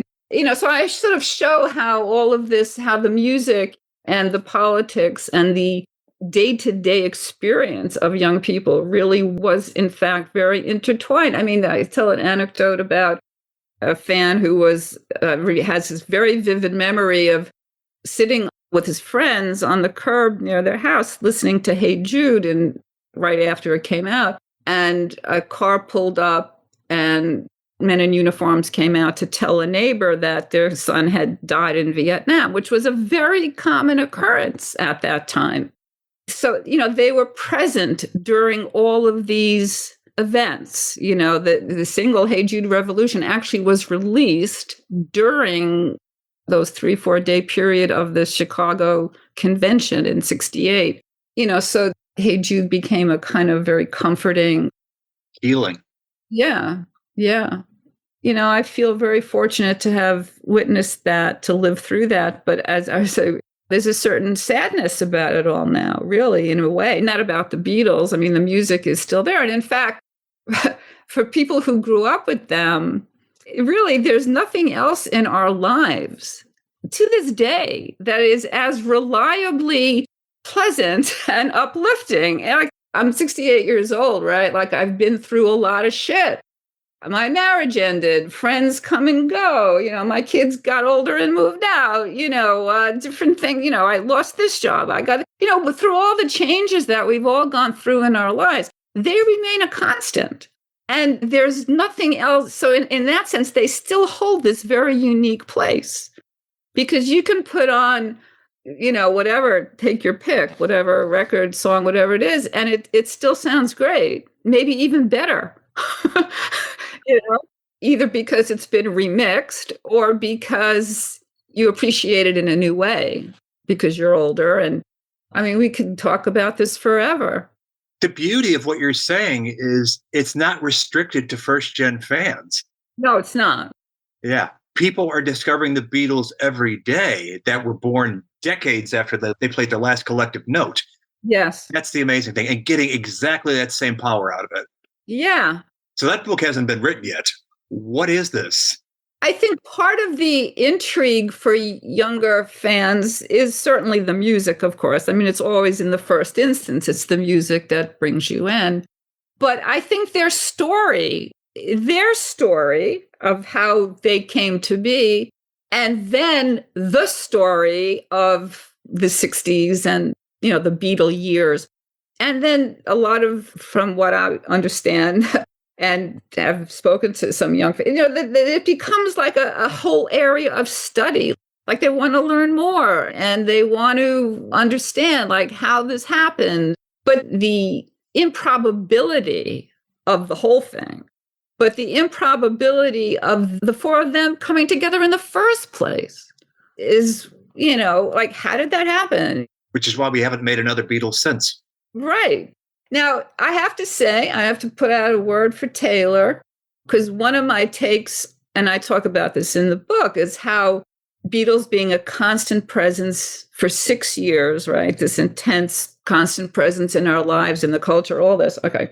And the impact that had, their words, their attitudes, everything about, okay. So now Taylor Swift has been making music and has fans who have been with her for 18 years. And she is an amazing poet, lyricist, whatever you want to call it. And so there are things one can equate about these at the phenomenon level, and there are definite differences. But I think that her impact on her fans, her hardcore Swiftie fan, the ones who've been with her from the beginning, is an enormous impact, bigger than the Beatles in that sense. I mean, the Beatles were talking into our ear for 6 years, okay? I'm talking, again, first, like sort of in real time at, 6 years. She's been doing that for 18 years. And as a powerful woman and a woman who has become more powerful over that time, her influence on the psyche of her fans is bigger, I think we have to say, than the Beatles, really. See, that's the thing I wonder, because all due respect to Taylor, I couldn't tell you a single song of hers. And I'm not somebody who lives in a cave. I interact regularly with the world and music and whatever path it reaches me. And I don't see her have the same sort of unifying reach that the Beatles did. And at the same time, in real time in the 60s, all the other artists are like, what are the Beatles going to put out next that we can be influenced by and take from? Are they doing that with Taylor Swift? Yes. I mean, Rob Sheffield's book on Taylor Swift, you might want to read it. I think you might find it interesting. Yeah, I mean, this whole crop of single female singers who are taking control of their thing, writing their own songs. Olivia Rodrigo, Sabrina Carpenter, Chappell Roan. I mean, there are a lot of them who have been inspired by her over the years. I don't think she's, all the things we were talking about before about how the moment kind of favored the Beatles to have the impact they had. I don't think that was not true for her, just given where she came from and all that.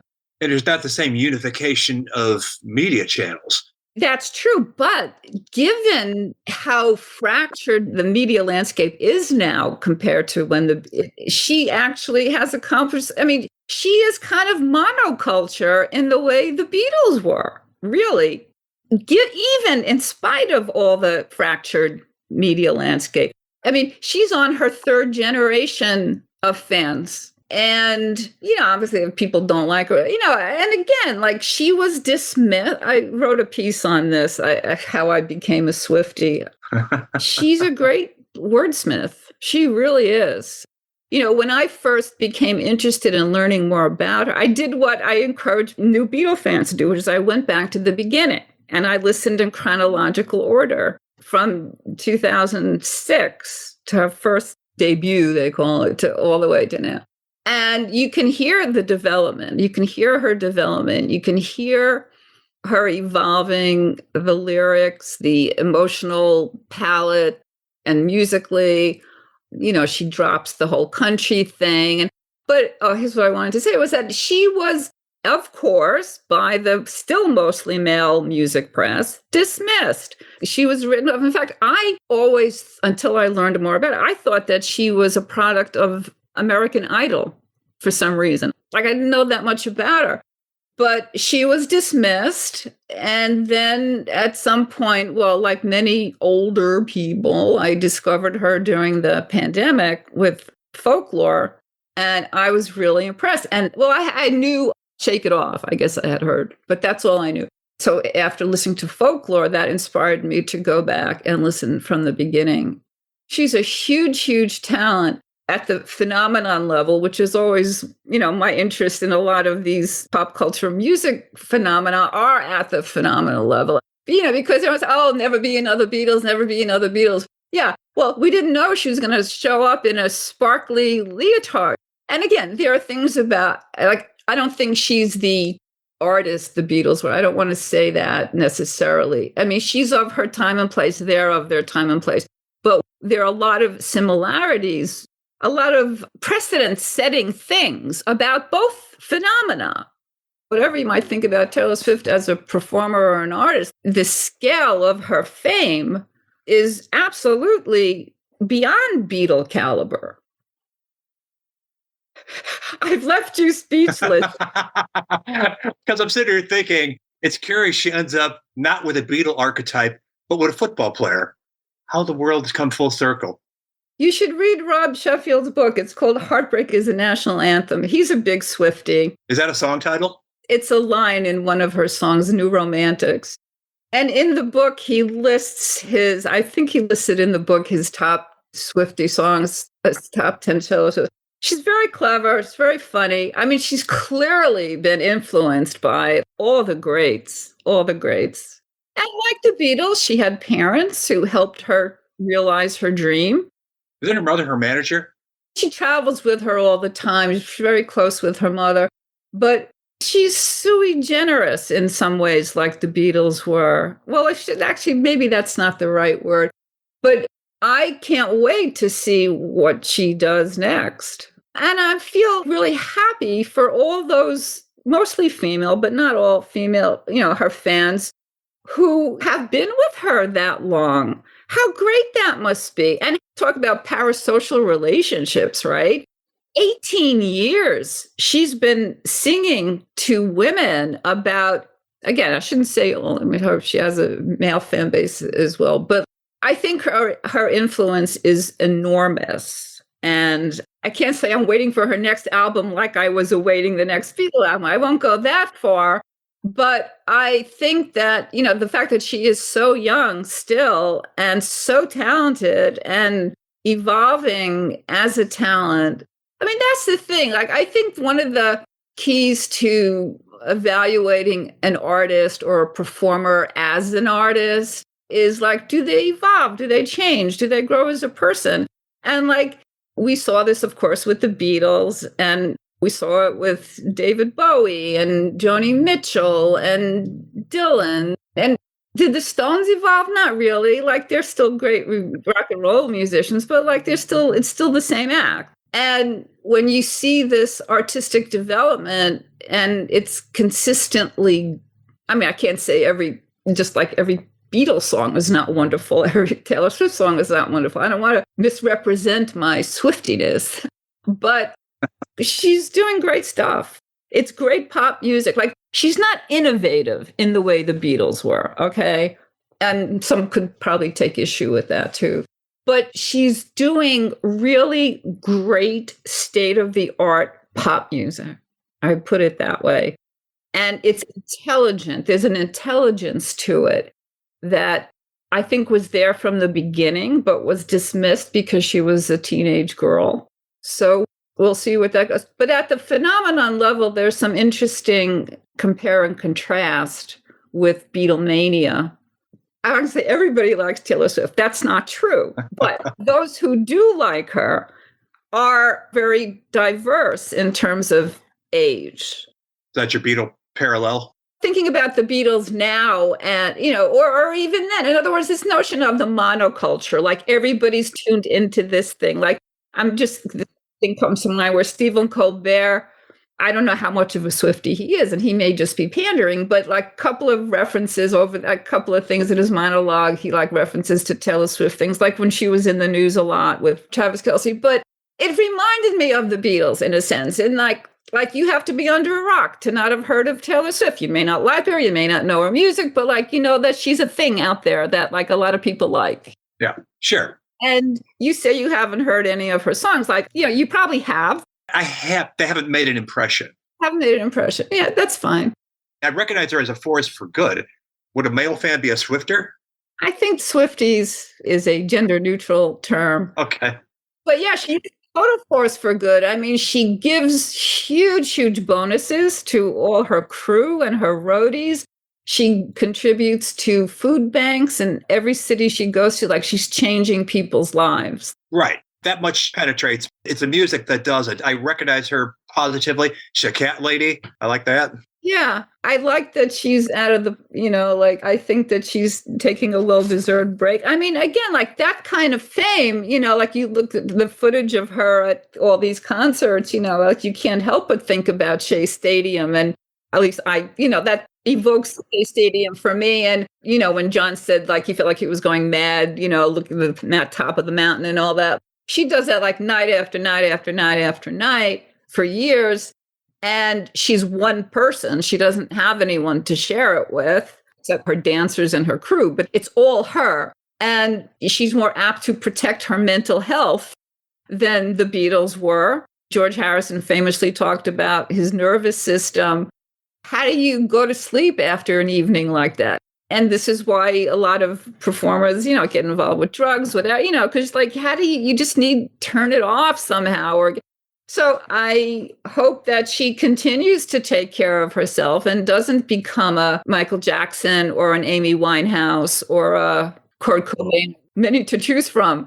And I think as a culture, we're more accepting of people who sport like Simone Biles, people talking about their mental health and taking breaks and all that. I think that's a really healthy thing to do. But it's fun to think about the idea of like, could there be another Beatles? And I think the answer is no.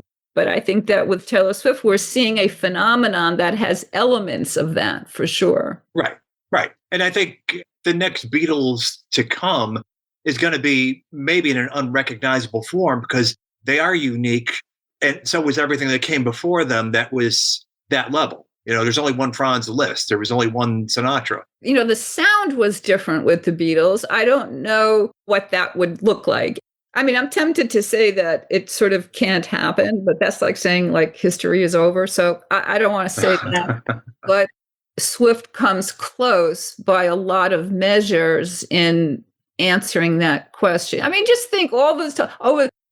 people say, oh, the Bay City Rollers are going to be the next Beatles. Remember that? Or I think that Nirvana has a claim by some criteria to that. You can sort of look at different huge stars that had huge following, artists over the decades that have elements that were similar to the Beatles as far as looking at it at the phenomenon level, if you will. And maybe that's the difference, is they are the whole package in a way that nobody has come close to.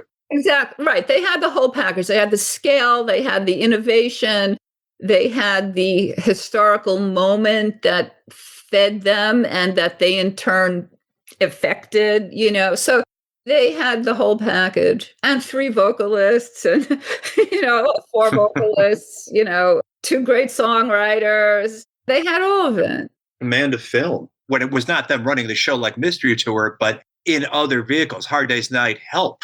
They more than hold their own. Actually, I have to say, I did a screening of Help for some people a couple months ago.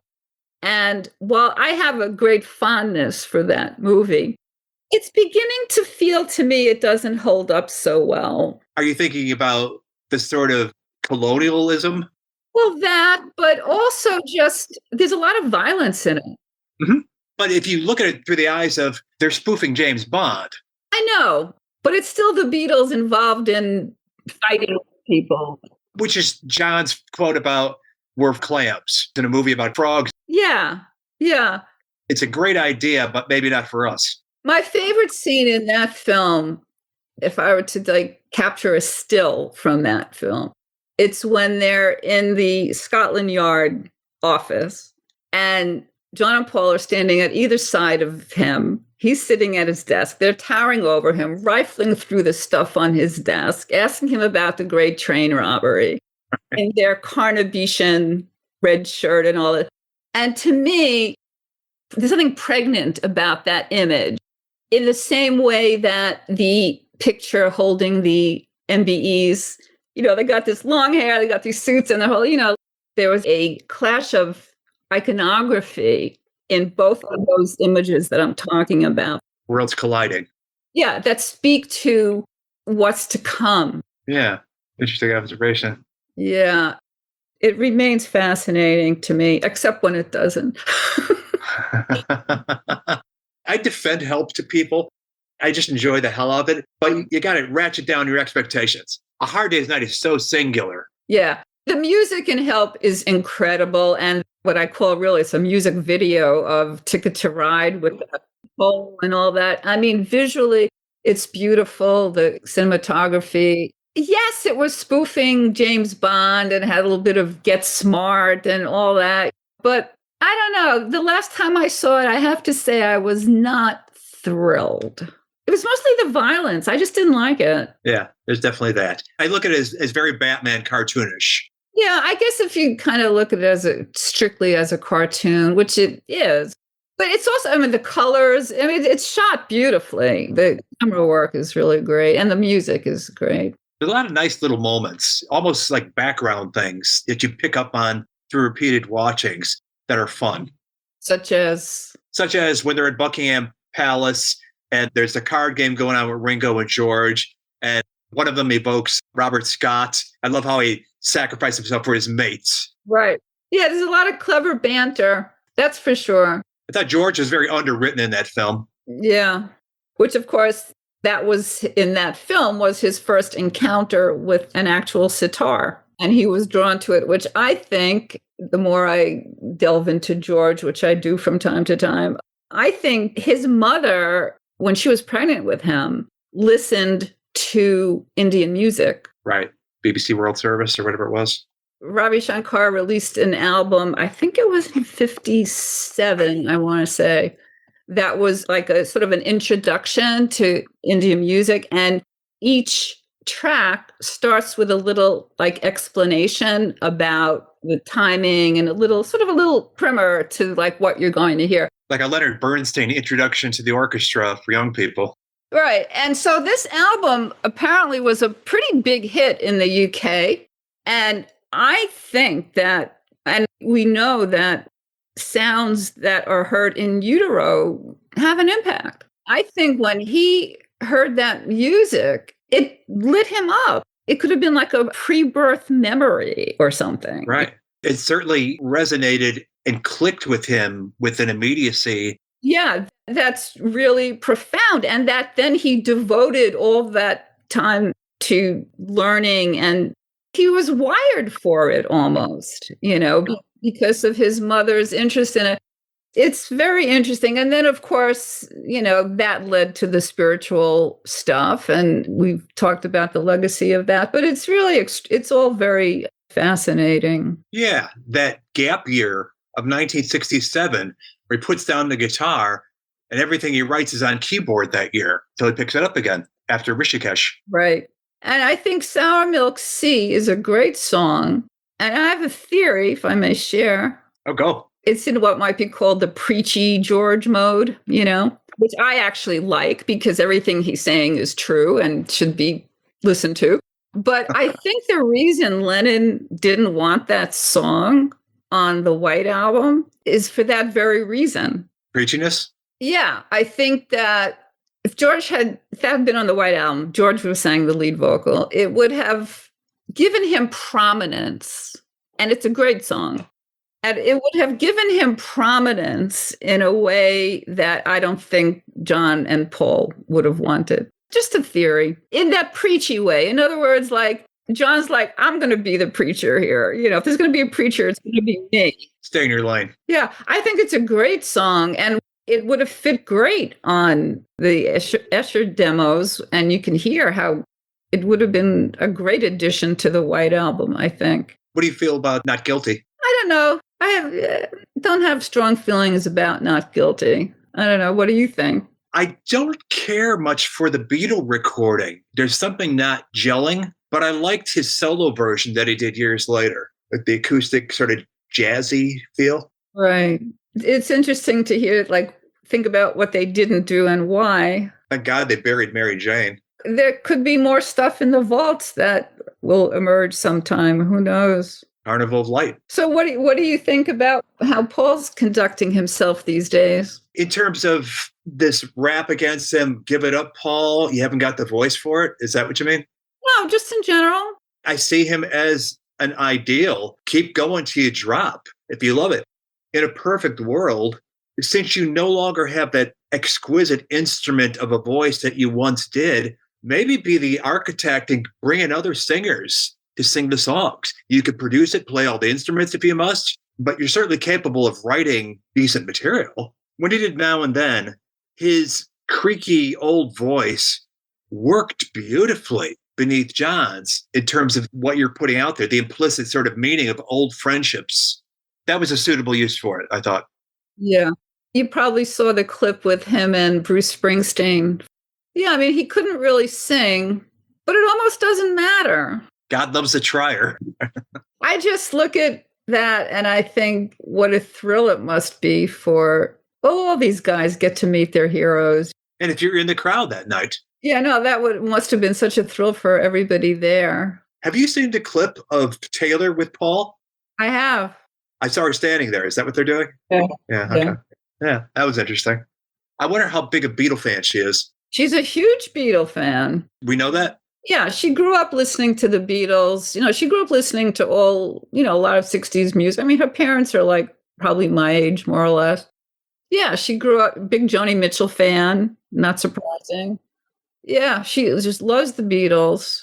She's learned from all the greats, and I can't say she's innovative in the way that the Beatles were. I wouldn't say that. But some of the stuff that I listened to, I actually didn't like it. It was, it sounded sort of like, a lot of it is very synthy and very synthetic and which didn't appeal to me the first time I heard it. It just sounds too overproduced. Dated? No, it just sounded like it was modern sounding to my ear in a way that didn't appeal to me. It was too electronic. But what drew me in were, I'm a lyrics person. I'm listening to the whole thing, but I found her lyrics so clever and fun and smart. I don't know, it kept me there. So it grew on you. Which pop music does, right? And I came to appreciate Even the songs that to my ear sounded like, where's the music? Like whatever. Like I came to appreciate it in a new way, perhaps more open-minded or not as judgmental. I don't know. But she's really good. You should give her a listen. I will do that. I'll make a concerted effort on the basis of I respect your opinion. Well, read Rob Sheffield's book. Okay. Is that the point of it? Sort of to convince people of her greatness that are skeptics? No, but because of his credibility as a music writer, I mean, I was already convinced when I read it. I was already a fan when I read it. But I think because of his credibility, he deconstructs a lot of it. And, he brings his very broad musical knowledge to it. And so it, and then you can sort of listen as you read along. So, oh, yeah, that, and so it may very well end up being like convincing people. But of course, if anybody picking up that book is already probably somewhat interested in ours. Yeah. Taylor Curious, right? But he was a fan like way, before she started to be taken more seriously. He was already talking her up. And, the other thing I think about is like growing up in the 60s and consuming all that great music, like, 99% of it was produced by men, with very few exceptions. Like it didn't come off as like, oh, that's something I could do, or look at that powerful. In other words, had there been a Taylor Swift in the 60s, it would have been empowering. You can't even, it doesn't even make sense to even think about it that way. But that 3 generations of women have had her as a role model, I guess, is kind of what I'm getting at, is a good thing. Like, I didn't have that. Growing up, there were no performers that I could look up to. Not that one needs to look up to performers, but there were, cultural figures, whatever. That you didn't identify with? Right. I mean, I did identify with certainly Lennon in a lot of ways, whatever. Were you a Nina Simone fan? No, I wasn't. I know who she is. I'm familiar with, but I wasn't like yeah. Uh-huh. Oh, so you weren't in real time? No, in real time, I wasn't. I was a huge Joni Mitchell fan in real time, which I've written about. I've written about how her, in my experience as a young consumer of music, her voice was a thing apart because there weren't that many women. I mean, I can remember hearing, well, of course, the Supremes, but they're always like this long suffering, a lot of, very, well, I remember like looking at them on the Ed Sullivan Show and their beautiful gowns and all that, the glamour of the Supremes. But I remember when Different Drum came out, I remember that this is something like, oh, okay, here's a woman singing, and, Cher to some extent, but. Laura Nyro? Yeah, Laura Nyro too, yeah. But, during my most formative years, there really weren't many female voices. I mean, obviously there were female, but, in your consciousness. Yeah. There's a Leslie Gore or. Right. And the Beatles took up so much space too. It's like, when I was listening to Led Zeppelin, I was thinking like my gang, like my group of kids, like we were not into Led Zeppelin. Like, we, like that wasn't our thing. And, it's a lot of music from that time, that 60s music that I listen to now that I realized like I didn't pay attention to. Because the Beatles were taking up so much of my attention. So there are acts that you go back to now you missed the first time that you're into? Yeah. Like who? Led Zeppelin is an example. Well, the Byrds I was kind of always into, but Jefferson Airplane. And, it's not that I wasn't aware of this music, but I see it now. And it's like, the Beatles they just took up all the space. I mean, again, it's like this was, my myopic view perhaps, but even like the Doors, I go back and listen to the Doors and realize that organ, like how great that is. Some of the lyrics I find a little like pretentious and not so wonderful, but I mean, the Stones will always be the Stones. They always sound like the Stones. I'm kind of over them. Really. Crosby, Stills, and Nash? Yeah, Crosby, Stills, and Nash. I listened to their first album sometime during the pandemic, and I hadn't heard it for a really long time. It brought tears to my eyes. How beautiful it is. Absolutely beautiful. I mean, I listened to that a lot at the time. And George turned him down for Apple. Well, that was a mistake. Whatever. It was for the better. Yeah. Yeah, there's a lot of music from that time. The Beatles took up most of my attention. Like they were a focal point. And I'm sure I speak for many when I say that. But then once they were over, see, maybe this is why I never got into the Beatles solo stuff that much. Because like once they were over, it made more space for other to start, And then I got very into Bowie and still Joni Mitchell. Those were biggies for me. But of course, all this said, I still listen to Donovan. Now, you said you're a Monkees fan. I was, yeah. Yeah. What was your favorite album? Just out of curiosity. I think it was the one, Sagittarius. Oh, Pisces, Aquarius, Capricorn, Jones Limited. Might have been that one. I liked them all. I was very into the Monkees. I was into the Beatles at the same time, but I was very into the Monkees. Did you ever listen to Nesmith's solo stuff? I haven't, no. His early stuff especially is quite good. That's what I don't know how much of a country fan you are, and I'm not a country fan really at all. But that simple, old school, pedal steel, acoustic, and he's such a damn good lyricist. It's so good. I think you'd like it. I believe that would be good. Yeah. Well, he wrote Different Drum. Different Drum. Right. Mm-hmm. Which also speaks to his ability to inhabit female consciousness. There you go. I think it's a really good point.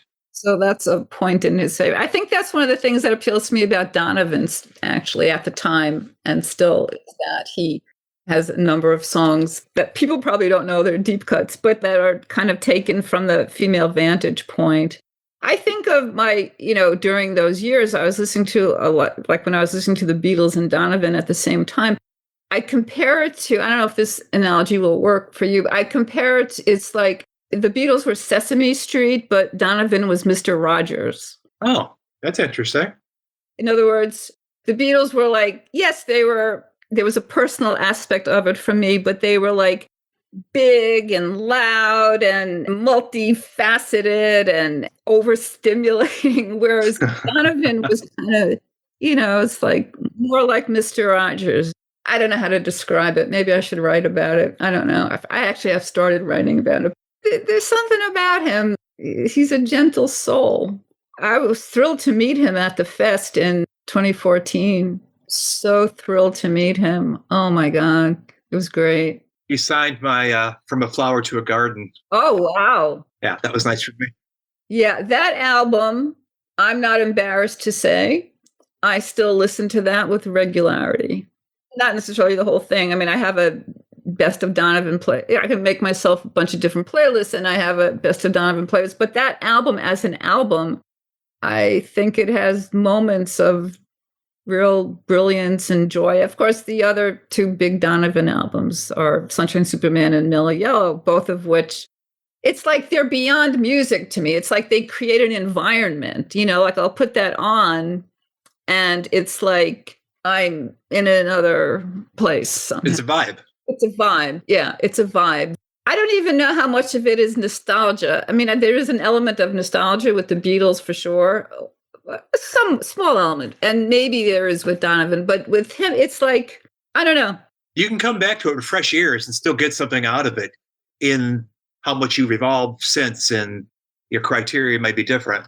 Right. And also understand, like different British idioms or slang or just different things that you know more meaning. In fact, just the other day, what was it I was reading?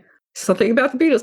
About the line in you were in a car crash and you lost your hair. Apparently lost your hair is like a British expression, like to like get upset and go, which I didn't know. I didn't know that. I didn't know that either. And, I remember learning that Meet the Wife was a British TV show, Time for Tea and Meet the Wife. I didn't know that. No, but one that I found out from somebody in the past year, stick it up your jumper, as in I'm the Walrus, was some comedian's laugh line in Britain. Yeah. Yeah, so little things like that.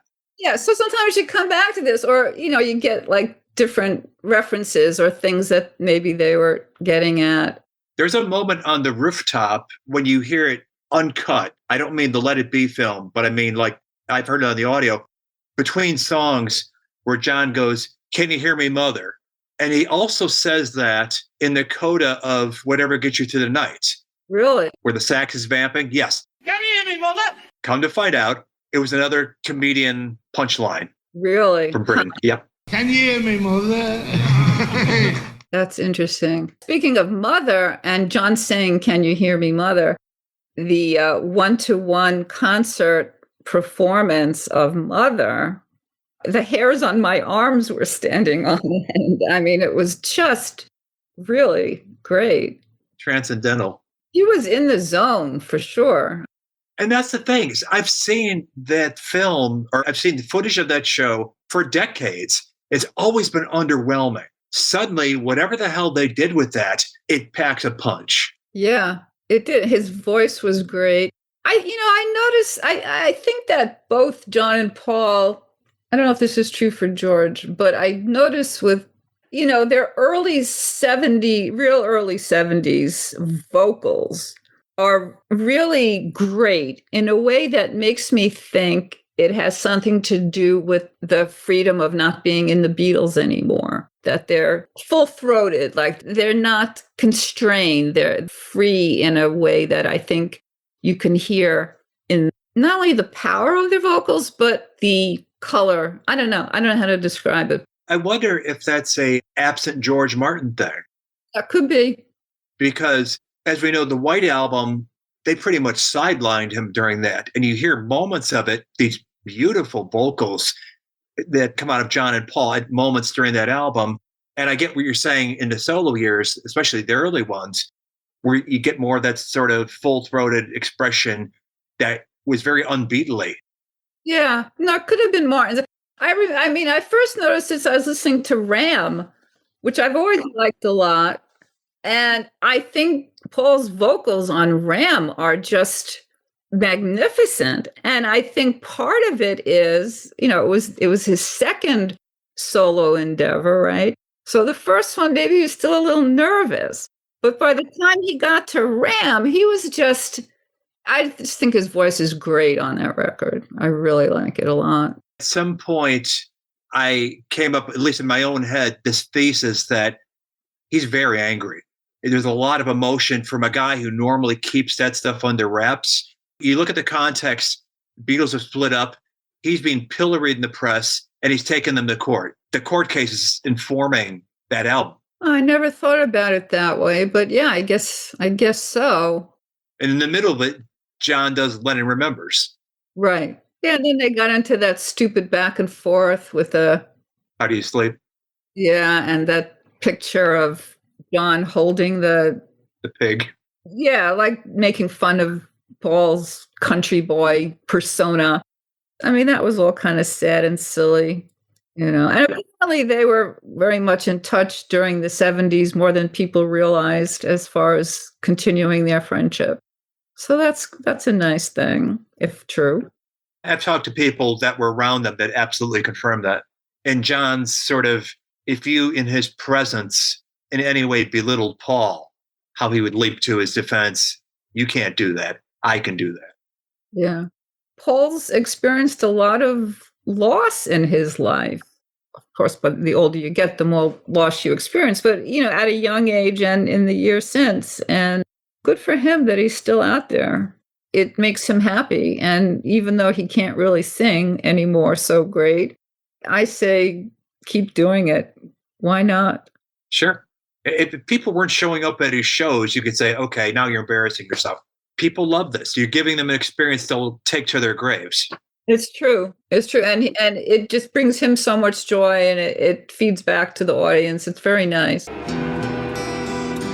Something About the Beatles. Created and hosted by Robert Rodriguez. Executive producer Rick Way.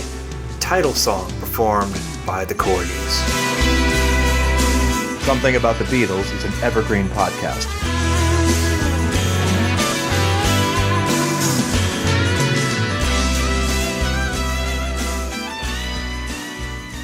I'm remembering that, we kind of heard rumors or that there was some possibility. And, in those days, like, you'd get the New York Times on Sunday and you'd see what concerts were coming up. And you would, like, we went down there, my friend, we slept out at the box office and got tickets for the Elton John show. I think we must have heard rumors or maybe knew. But yeah, that was very special, very special. So was it the way it's been described that when Elton begins his introduction, the whole stadium shook? Oh my God, the place exploded. Absolutely exploded. Yeah, yeah. And, that's in the days when people were holding up matches. I'm remembering all the candles and lights matches with the Don't Let the Sun Go Down on Me and thinking how that sort of work. But I think that was maybe, it was either earlier in this show or later. I don't remember. But yeah, the play, we went crazy. Like, it was great, That's all right, Dad. Can you hear me, Mother?